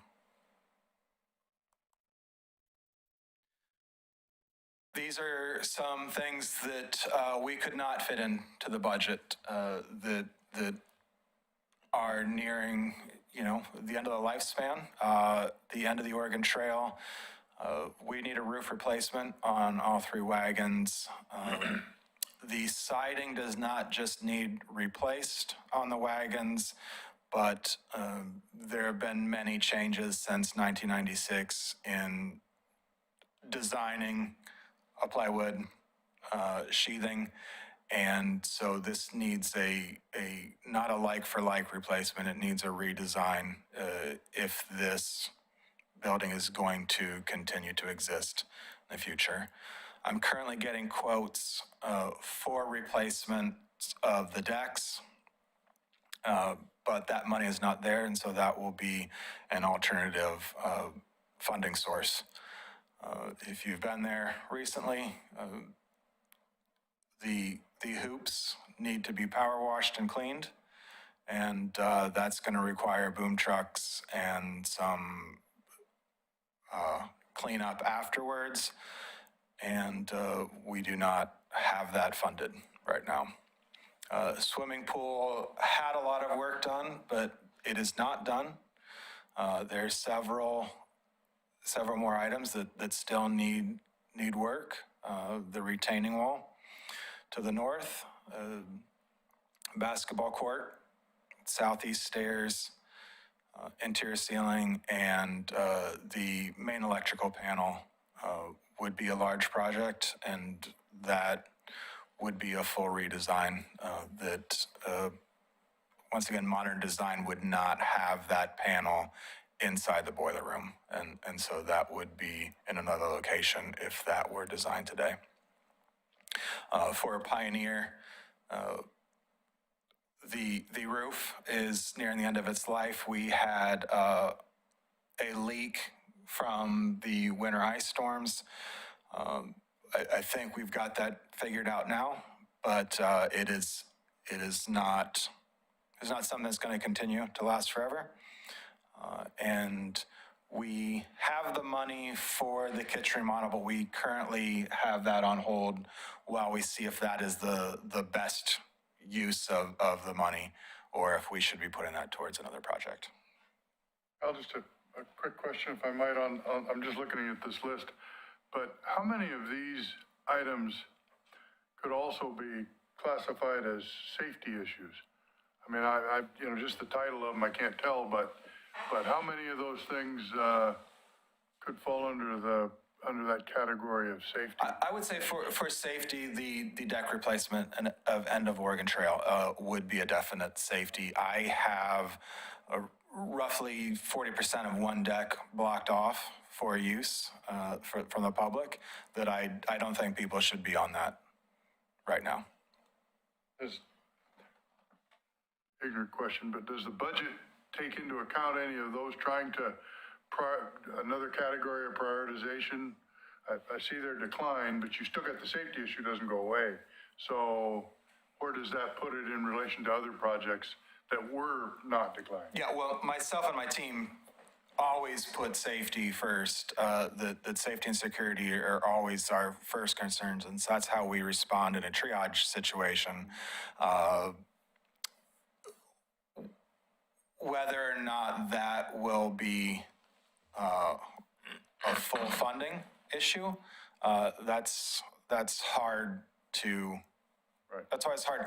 And I pointed this out that in the deferred maintenance report from BVTA, they suggested $220 worth of work on the deck replacement. And we spent $300 in wood last fall and for ourselves. So they were a little bit off on that one. Thank you. Does anyone else have any questions? So when you go back to your comment about replacing the 4-ton unit, I guess, and so you were faced with a $10,000 repair to limp it along, or a $50,000 full replacement, right? Mm-hmm. Yes. So how does that decision get made? You know, at some point, like you can, every year you can throw $10,000 at it, then how do you get to that point where you can say, well, geez, you know, That's always. I get it. It's a tough. That's always the tough thing. The money wasn't there. Right. It hit the level where it was going to involve more steps. It was going to involve, commission approval, time frame to replace, ordering a unit, and I made the decision that replacing it or repairing it in December was the right choice to make at that point in time. In 3 years, I could potentially look back on it and say, I wish I'd waited, but it's a decision that I make, and I go over with other people and give my best thoughts on it. And those decisions get kind of broadcast, I would assume, a little bit, so the commission's aware that.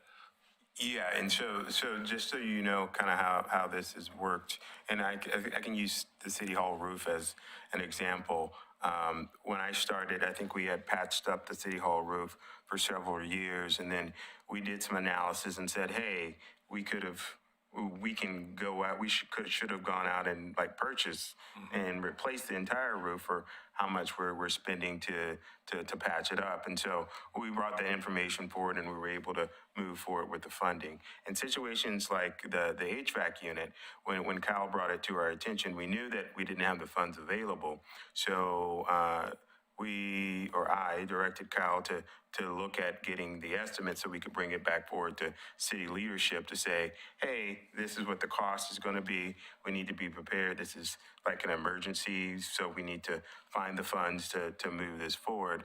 And Kyle understood timing being an issue and was able to make a recommendation, hey, because of timing, because of how long it would take for us to even receive the unit, we can do this temporary repair for right now. Doesn't mean it's going to be that way always. Right. But one of the other things that we're trying to navigate is we're having these conversations around these facilities, and some of these facilities are coming to their end of life. So what we have to decide as a city is how much money do we want to continue to invest in these facilities that are coming towards their end of life before we make decisions on what the city's vision is and what the community's vision is for these facilities moving forward. And that's why it was really important that we start having the conversations around the facilities master plans. And so now we know we need to do a high level of public engagement with the community, get some master plans, feasibility studies to figure out what are these facilities going to be moving forward? What does the community want? And obviously, there are going to be repairs that we're going to have to continue to do. And there'll be some emergency repairs possibly if funding's not available.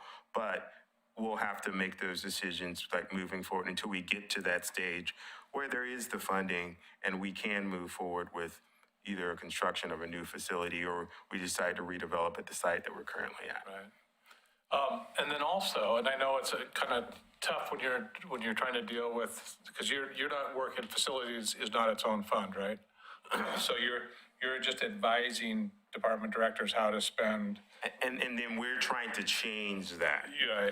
And so that's why we created the division. That's why we advocated for additional support, because we want, and that's why we did the deferred maintenance assessment. So we had a better understanding of what are those immediate needs that we need to have money available for that need to be a priority. And then we shared all of that information, not just with city leadership, but all the department heads. So when budget time comes around, they sit down with Kyle and we look at the deferred maintenance assessment and we look at our reports and they provide those recommendations. And we want those recommendations to carry a lot of weight that says, no, I know you want to do this, but this is what we actually need to do. Yeah, that's got to be, a challenge because you go, well, you need a new floor in the library, but you don't want to take it out of your book money, right? Right. So that's the conversations that you guys have to have, and that just doesn't sound like it's a very sustainable way to try to approach it. It's tough. I get it. And city leadership is supportive of this transition. And with the support of the new assistant city manager, they will help kind of facilitate this transition to say, hey, no, this is where we need to be when it comes to repairs at your facility, and these are the things that need to happen moving forward. Thank you. And the finance team has started making those. Yeah, it doesn't make the money decisions appear, too. but at least it's, It's starting with the last biennium, they started pulling more things, separating things out, making things a little bit more clear, instead of kind of just, here's one pot for maintenance. How can we track this better? How can we see where we're spending the money and where things going? good. Okay, thank you. I had a quick question. Emily, go ahead. Yeah, just to follow up on the library, you said the floors in the original building are in need of replacement, is that correct? Okay, so would a library closure, would that be the entirety of the library closed or just like part of it? Or what is the conversation around duration and type of closure? So if you're familiar with Yeah. the library, that the original wood floors, the original side of the building, those have basically been sanded, refinished down to the point where they just, fasteners won't hold anymore. They're thin enough that they can't be done again. There's also a wood floor in the new part, and that is not wearing well. That is just shrinking, causing cracks, pulling up in locations. And so we would like to make it one design, bridging both buildings to make it look a little bit seamless in between the two. And so that would be the issue, is pull that all out, and then the replacement. And I'm thinking that there could be potentially a 3-week closure for that work. And so that's not something that we just say, oh, well, just when it happens, it happens. We want to be able to say this is the appropriate time and how we're going to set up alternative services for those areas.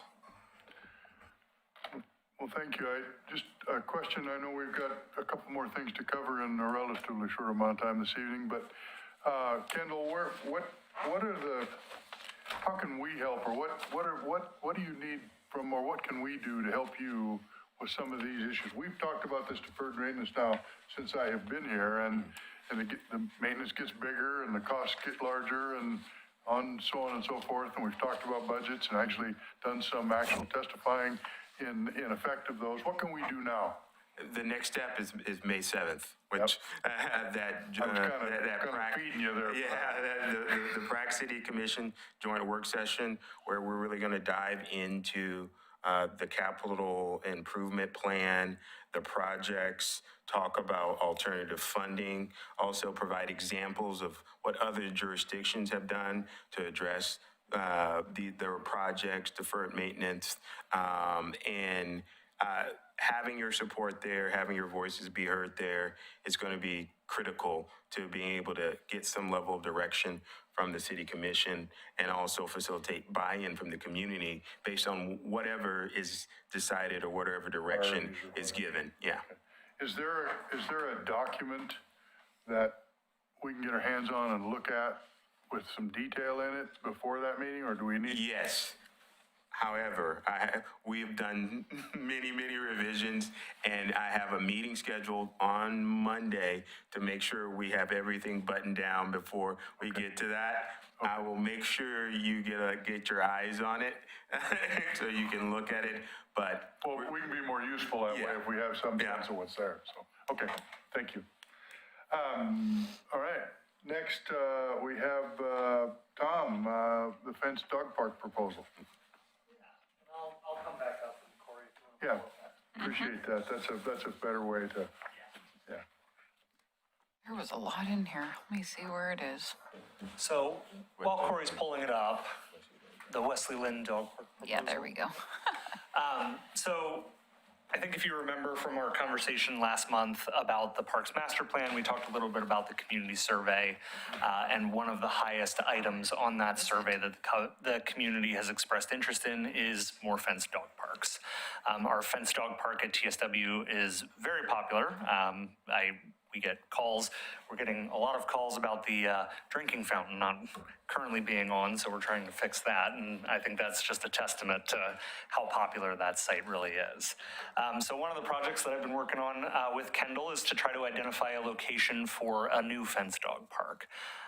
We started with 3 parks, and all 3 of them are currently off-leash dog areas. So they're kind of natural fits for moving towards a fenced dog park area. The 3 are Wesley Lynn, Barclay, and Stafford Park. So all 3 of those are currently off-leash, and we kind of looked at them and analyzed them for their potential to be off-leash dog parks, or a fenced dog park. We settled on Wesley Lynn for a couple of reasons. One, the terrain there is easier to manage. If you think about Barclay, it's a kind of a slope down towards the hill. Construction there would be difficult. There's also a lot of older trees at that site, and we don't want to impact their root structures with fencing or concrete. Stafford, kind of the same thing. Stafford's more of a bowl, less so than a slope down the hill, but it's kind of a bowl that comes into the center, so there'd be some variation in the terrain there. Also some older trees, and I think the biggest issue at Stafford would be parking. We've only got space for about 4 cars there. A fenced dog park is going to attract people to that site, especially with the new construction that's going on at that site, that park is already going to be inundated with a lot of new users. I don't think we need to add more to it. Wesley Lynn is kind of what we settled on as probably the best park for something of this type. And we'll start actually on the map so we can give you kind of a scale of where we are. If you could scroll down, or if I can move it forward. Oh, perfect. I'm not seeing this online. I know, just so y'all know. yeah, it's, hold on here. Sorry to interrupt. Yeah, no all worries. Want to make sure you can see it.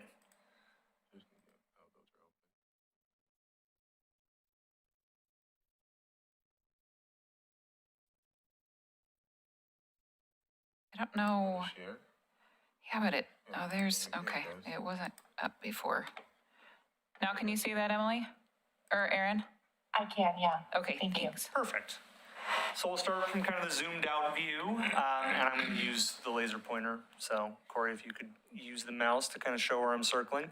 This is where the majority of the development of is in Wesley Lynn, kind of the larger parking areas down there. You've got the ball fields, the shelter, and then the off-leash dog area is in this large field that's kind of up to the north orientation of this, not necessarily north on a map. So if we zoom in, then you can see kind of where the trails kind of combine. This is the confluence of all the different trails, one that comes in off the neighborhood, the new concrete sidewalk, and then the trail leading down towards the ball fields. And then if we go down one more page, this location outlines the proposed fenced dog area. It's about, I think it's 35,000 square feet, so it's a pretty big area. It's large enough that we could actually close some of it to kind of let grass heal from dogs running at different points throughout the year and kind of keep it separated. The other benefit of this site is having it at that kind of confluence of all these different trailheads. It is very easy to install concrete sidewalk down to it, which maintains accessibility into at least one entrance of the dog park. What we would look to do, and again, Corey, if you could guide with your mouse, we'd have one double gate entry right in this area, basically right at where this T intersection is. And then you can kind of see it through the trees here. This is where the trail goes off into the neighborhood. We would have another double gate entry right there. So folks coming in from the neighborhood would have access on this side. Folks who are coming in through the park or from kind of the northern area would have access on this side.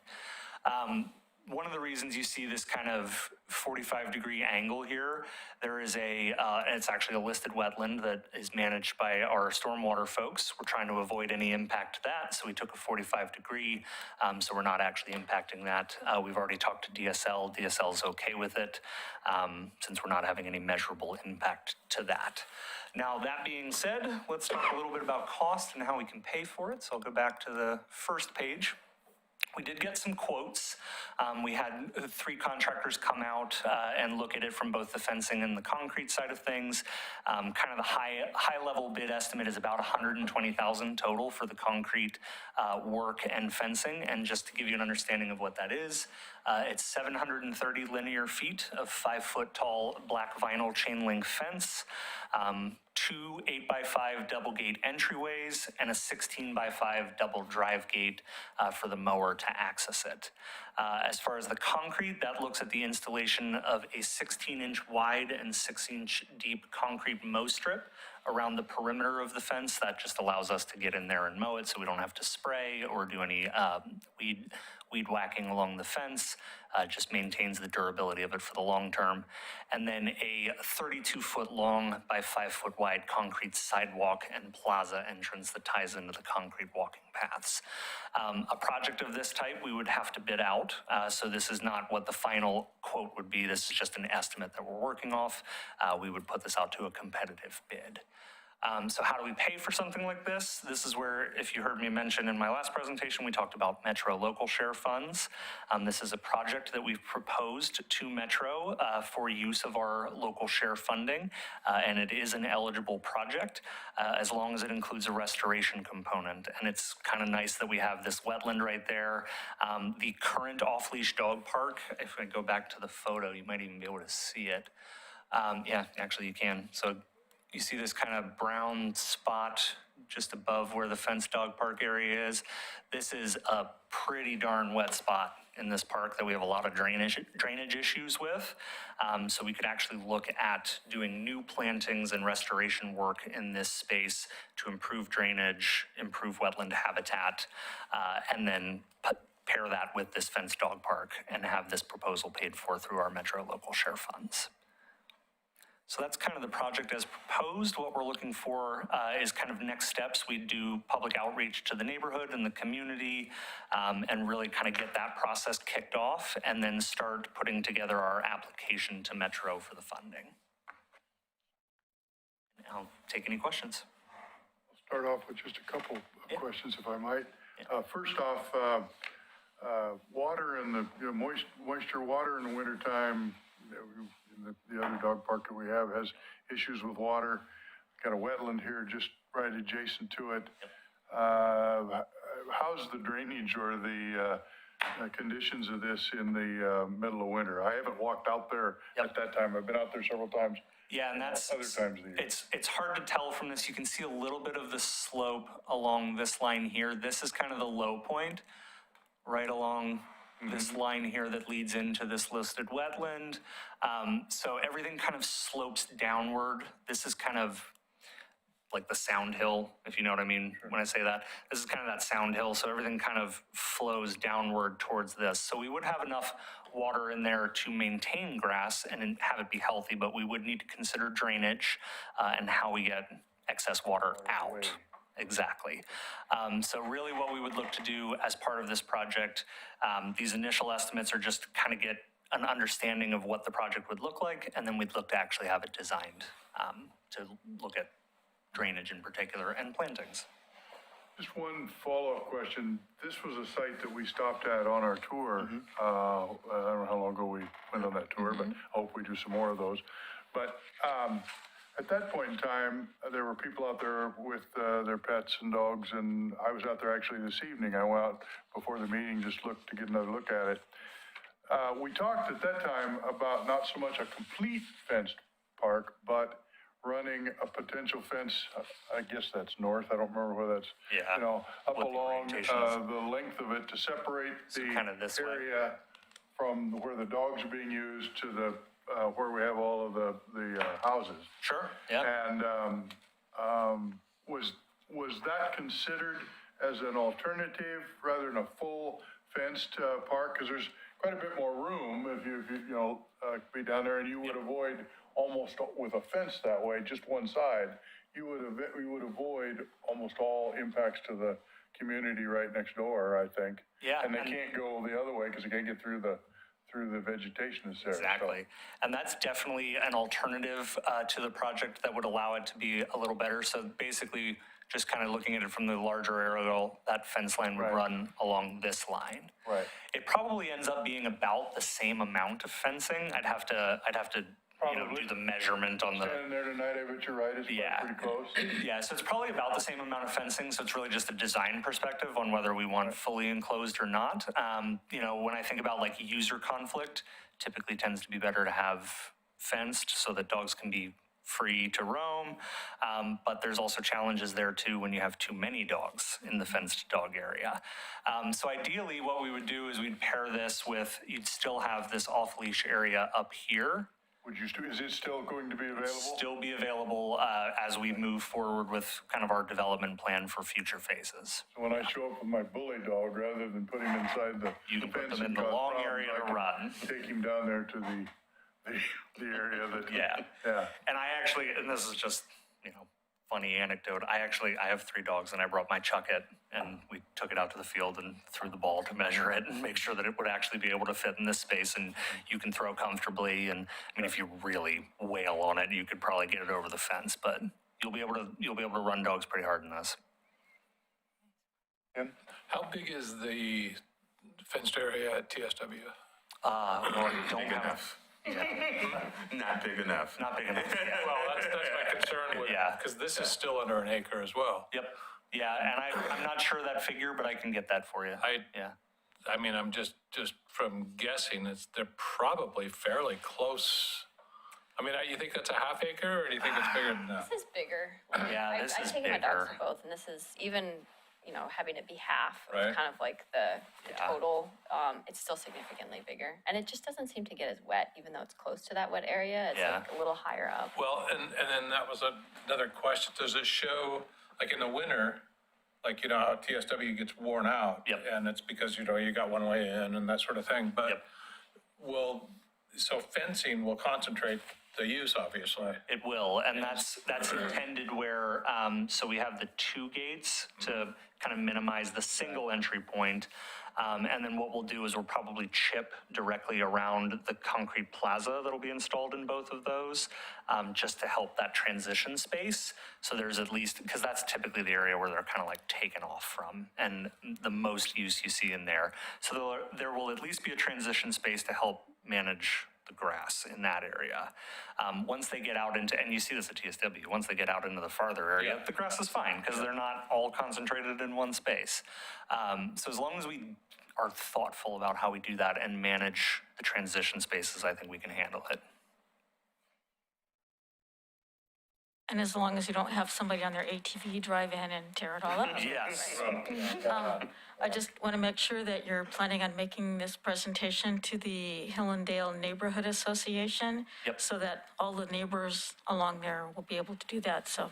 Yep, and that's one of the next steps is to go talk to the neighborhood associations, put together the application for Metro and really kind of see if we can get this funded and get the public support for it. The suggestion is an excellent one. It was interesting this evening. I walked out there and I just happened to get out of my vehicle and I walked around with this paper in my hand. I was standing looking at it, and I had three people from the community immediately were around me, and I didn't want to.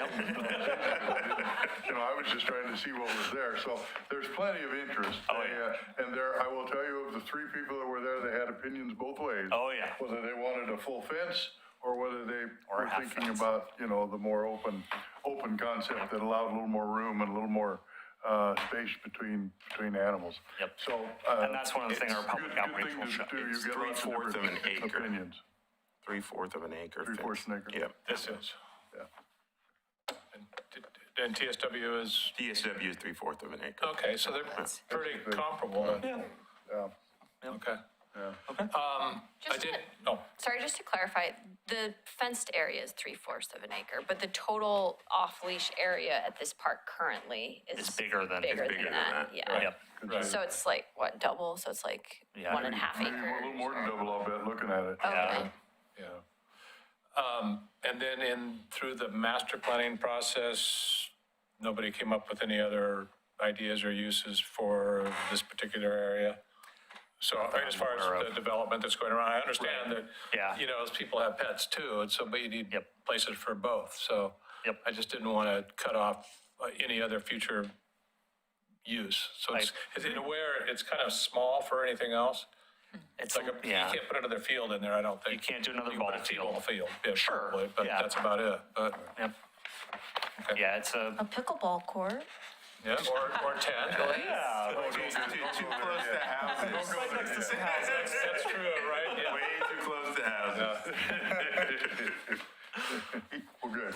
Awesome. Well, I have- so you're still in, excuse me, Emily? Yeah, I just, I guess kind of to follow up, was there talk of having a fenced area that is comparable to the current off-leash area? I guess I'm just wondering, like, the motivation for splitting it into like a fenced and then an off-leash, like, is it a cost consideration primarily? Cost was or- really the consideration, and Okay.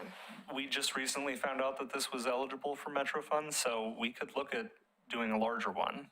Oh, I mean, just in terms of like, because it is by a wetland, and if Yeah. it falls outside of that mark, I was just there the other day and there's like thousands of camas blooming, Oh, like yeah. on that one side, it's gorgeous, but the dog park off-leash area is not in that area. Yep. And so, yeah, I guess I'm just wondering, like, why not bigger? I can see a problem if you wanted to do the whole area. That wetland It'll cut drain it off a is little kind of bit. in the middle. Yeah, the drain is right in the And I middle. think that's why they were thinking that just to Okay. take that one area, and then the rest, you can use it for off-leash when the weather permits. Yeah. But I see where you really need to leave quite a bit of area for drainage there.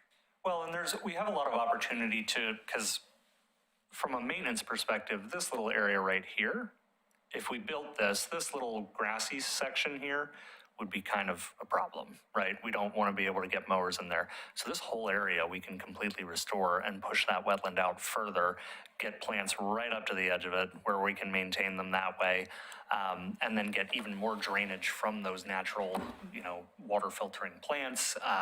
So that was just kind of the consideration there, is using that natural drainage to help feed new habitat.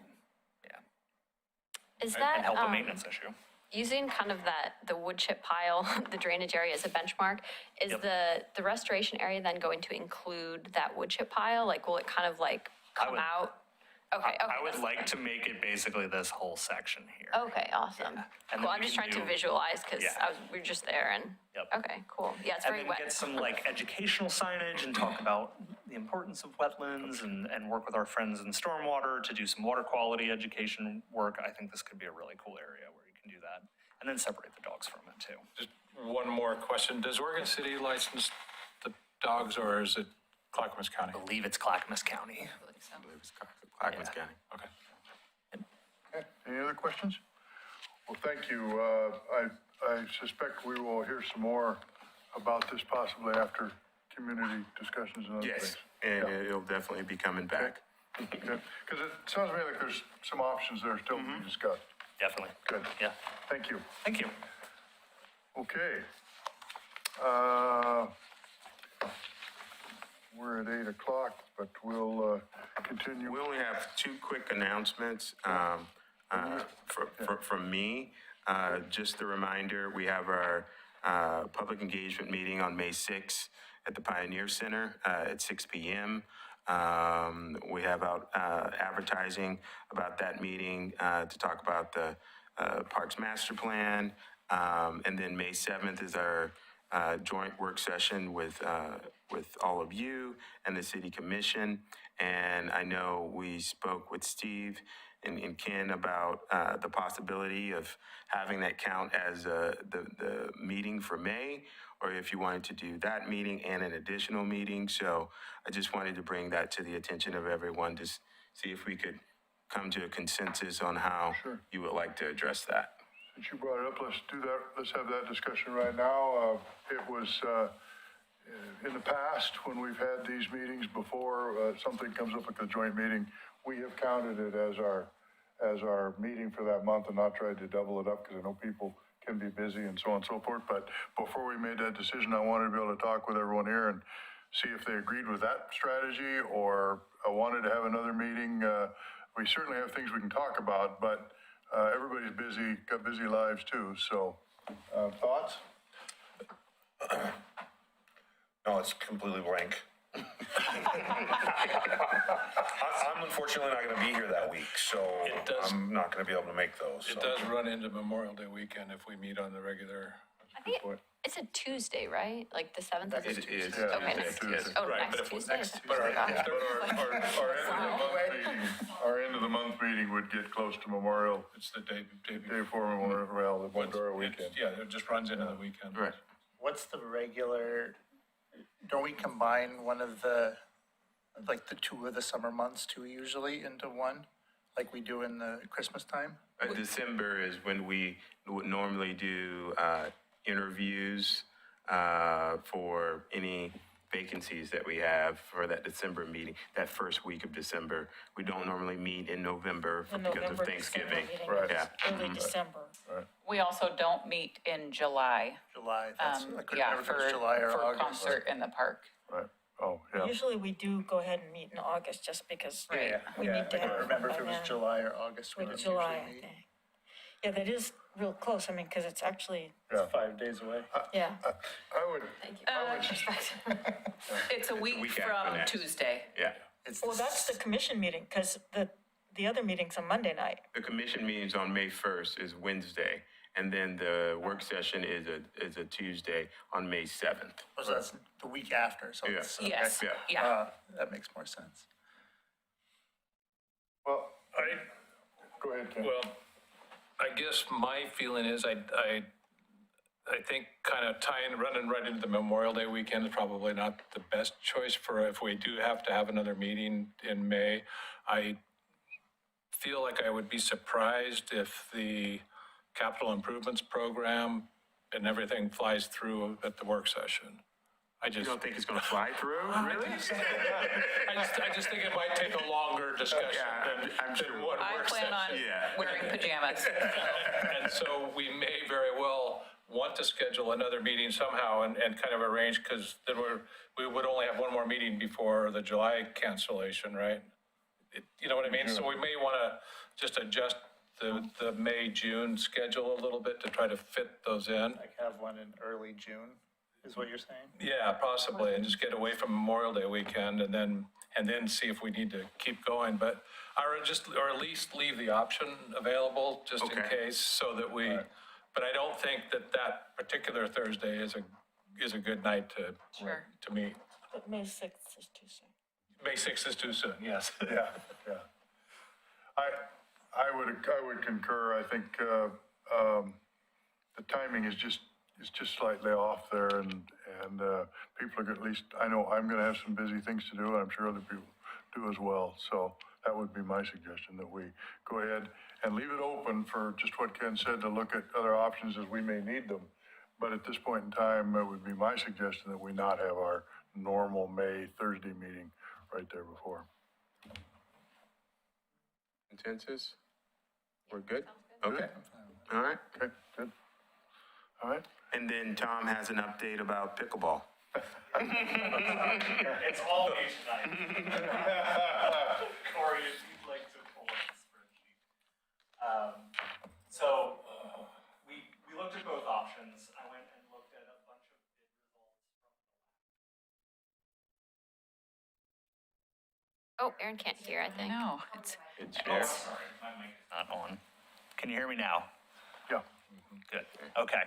So we went and looked at a bunch of bid results from the past 2 years on both construction of new pickleball courts and also resurfacing to kind of come up with this kind of rough cost estimate. Didn't want to reach out to any contractors right now because we don't really have an idea of what we're going to do yet. So I don't want to get anybody like all set that they're going to be doing work. So we've got just kind of our general construction costs, mobilization and erosion control. That comes in at about $14,000. That will fluctuate depending on the type of equipment that they're bringing. So that could be up or down depending on what we ultimately settle on. And then you can see there's 2 items that are highlighted in green and about, I think it's 4 or 5 line items, 4 line items that are highlighted in yellow. The green represents the resurfacing of the pickleball courts and restriping, and then also the concrete reinforcement around the border. That represents what the Hillendale Pickleball Club discussed at our last meeting, that court really could use that work. That comes in at around $43,860. And then there's kind of the other proposal, which is replacing or adding new permanent pickleball nets, 4 new permanent pickleball nets, and removing those basketball hoops, and that comes in at around $41,000. I will point out that a lot of the cost from the permanent pickleball nets is the removal and reinstallation of the basketball hoops, because you can't typically take the one out of the ground and then use that one again. So we'd have to buy new ones. And that does represent, I think, about 20 or so thousand of the cost, or $16,000 of the cost would be just in the basketball hoops. The nets themselves, they come in at about $6,000 furnished and installed. That's pretty common. I looked at Grants Pass. It's a little outside of our area, but the most recent one that's in our area is Cornelius. City of Cornelius just did that in 2022, and their bid result was at $6,000 per. So for 4 nets, it'd be $24,000. So this is just an update on what those costs would be, and we've also shared this with the Hillendale Pickleball Club and told them, we can talk about trying to go for a grant for the resurfacing. We'd need to come up with probably 50% match. We don't have funding for this currently. Okay. Time for questions? Sure. Okay. I may have missed it when we made the presentation the last month, but it isn't much of an expense, but I didn't realize we were going to remove and dispose of the tennis court netting. Yeah, and that's- as part of it, because that kept it more of a multi-use. Yep. And that's really a line item in there to figure out how we want to do that. So if you think about the layout of the pickleball courts right now and moving the basketball hoops, we'd have to figure out how to reconfigure the court. So potentially not removing the tennis courts, but I wanted to show you that just in case. And like you mentioned, it's a small enough cost that it's not shifting the balance one way or another. So one of the options could be removing the tennis nets. Yep. And using the courts that are on that side. That's- I found an aerial Exactly. Oh, photo I of got it. some too, okay. And just using that side, which would not require any removal of basketball hoops or otherwise. Exactly. So that's a possibility that would reduce this substantially, setting aside for a moment the court resurfacing and the edges and all of that. Yep. Yeah. And so this is really showing you all the different options that we have. Okay. It's kind of a plug and play, and Right. we just need to figure out what we want to do. If One anything. follow-up and then I'm gonna shut up, but Kendall, how do those decisions get made? I mean, I've spent a considerable amount of time walking around this court now, just because I was trying to understand what the build-out or the explosion of the program that we got last month got quite a bit bigger than I originally had thought. Yeah, the resurfacing would be nice, and the edges I've got photos of the edges. Yeah, they've got some issues, but they're not affecting pickleball at this point in time in any way, shape, or form. How we How would get we decisions get to made that on which decision? parts of these you do and don't do? Well, there would need to be a plan, and then that plan would need to be shared with the community to get their input on what the community actually wants. And then once we get what the community wants, then we could advocate for that through the budgeting process, through the city commission, saying, this is what we're hearing. We can also, I'm sure there will be questions about how does this tie into our Parks Master Plan based on what we're hearing from the community about what they want. So then if the city commissioners and city leadership decide that this is something that they want us to move forward with, then obviously you need to figure out funding associated with it and what that will look like. And then we could look at grants and public-private partnerships and figure out what the timeline would be for getting a project like this off the ground. But until then, it's usable as is. It is. Yep. I mean, the different options we've talked about could considerably lower the cost. If the community was willing to say, of all the several tennis courts we've got in the community, maybe they decide it's okay to remove this net, you could reduce the cost of this substantially. Exactly. And have a court within I'd call that a reasonable expense to be able to do that, but that's something we'd have to talk to them about. So, Go ahead, Aaron. yeah, sorry, Aaron, I can't see you, so. It's no problem. Just one point of clarification. I thought last time we had said that the pickleball nets would all be private funding and donated. Like, I thought that was something that was going to be included as part of this ask. Well, I think some statements were made in regards to going out and raising the funding necessary to help move this forward. Now, there is some discrepancy between Pickleball Club and other individuals about what they want. So obviously, we're not going to get in the middle of that. But there could be a possibility to where there could be some collaboration with groups to raise funds for something like this if the community got behind it. So I understand. Sorry, I was remembering that some of the commentary was that this was a non-budgeted need kind of thing, non-budget need, but it sounds like that's not for sure. So I appreciate the extra information here. it's definitely, well, for us, it is not budgeted, and the community has not said that this is something that they want. But we're doing the research based on the feedback that we've received to figure out how much it would cost and then to talk about what next steps would be. Right. Yeah. Thank you.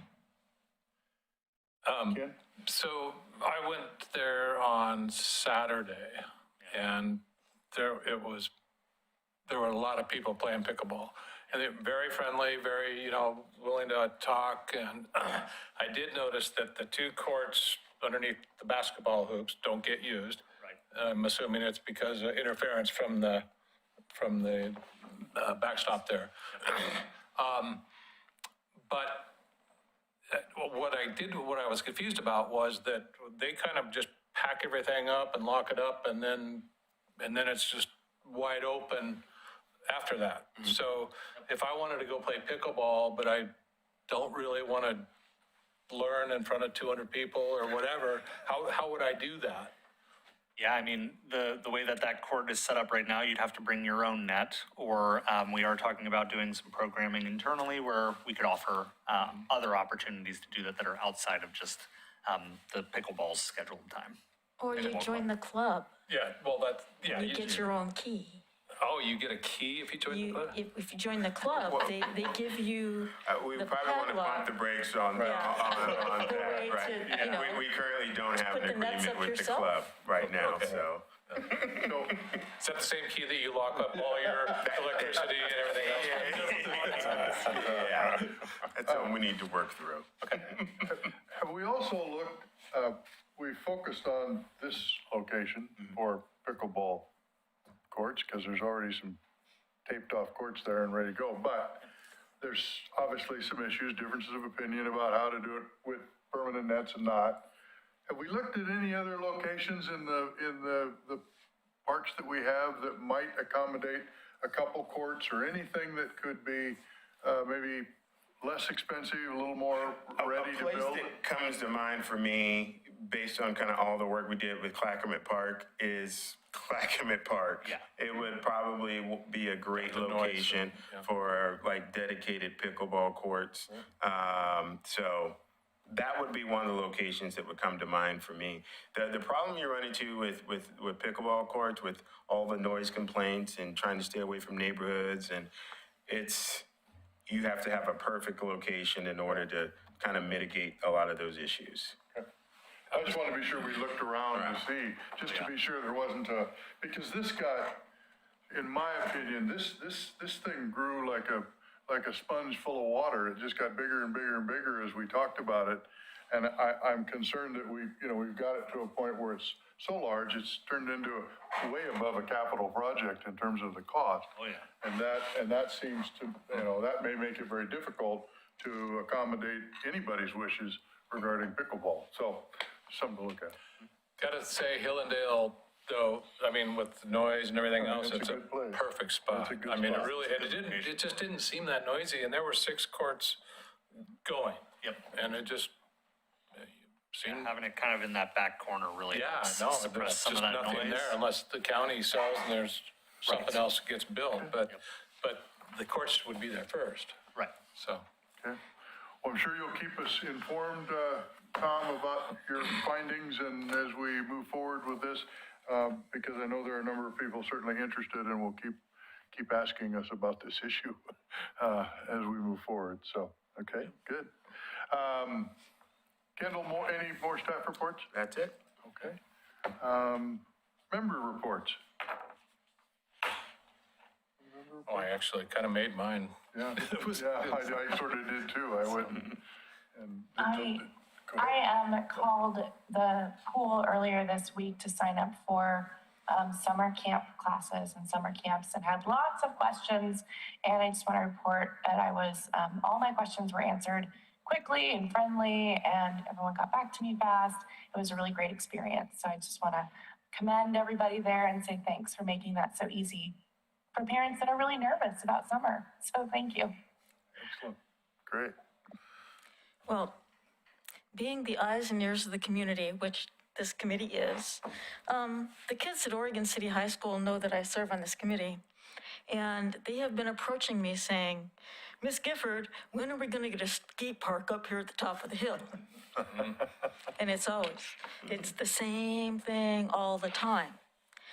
They love the skate park, you know, and they love in the master plan, it looks like it's going to be bigger. I keep telling us it's going to be bigger and better down there. And they go, but we want one here at the top of the hill. So just to keep that on the radar, and I keep looking at that land under the power lines there and wondering what the city is going to do with that, because it was built for a park. So keeping it in mind for a skate park, and I don't think they're as deep funded as the pickleball people, but I'm sure that they would, you know, start collecting pop cans and raising funds if they knew it was going in for a skate park. Skate-a-thon. Actually, with the skate park existing, that there could be an argument made that SDCs could be eligible to add that capacity someplace else. Maybe. Well, TSW has a phase 2 that actually speaks Has a skate spot in it? Has a skate park is And they would something that would- probably really like that That would location, be yes. perfect, wouldn't it? Nice. Anyone else?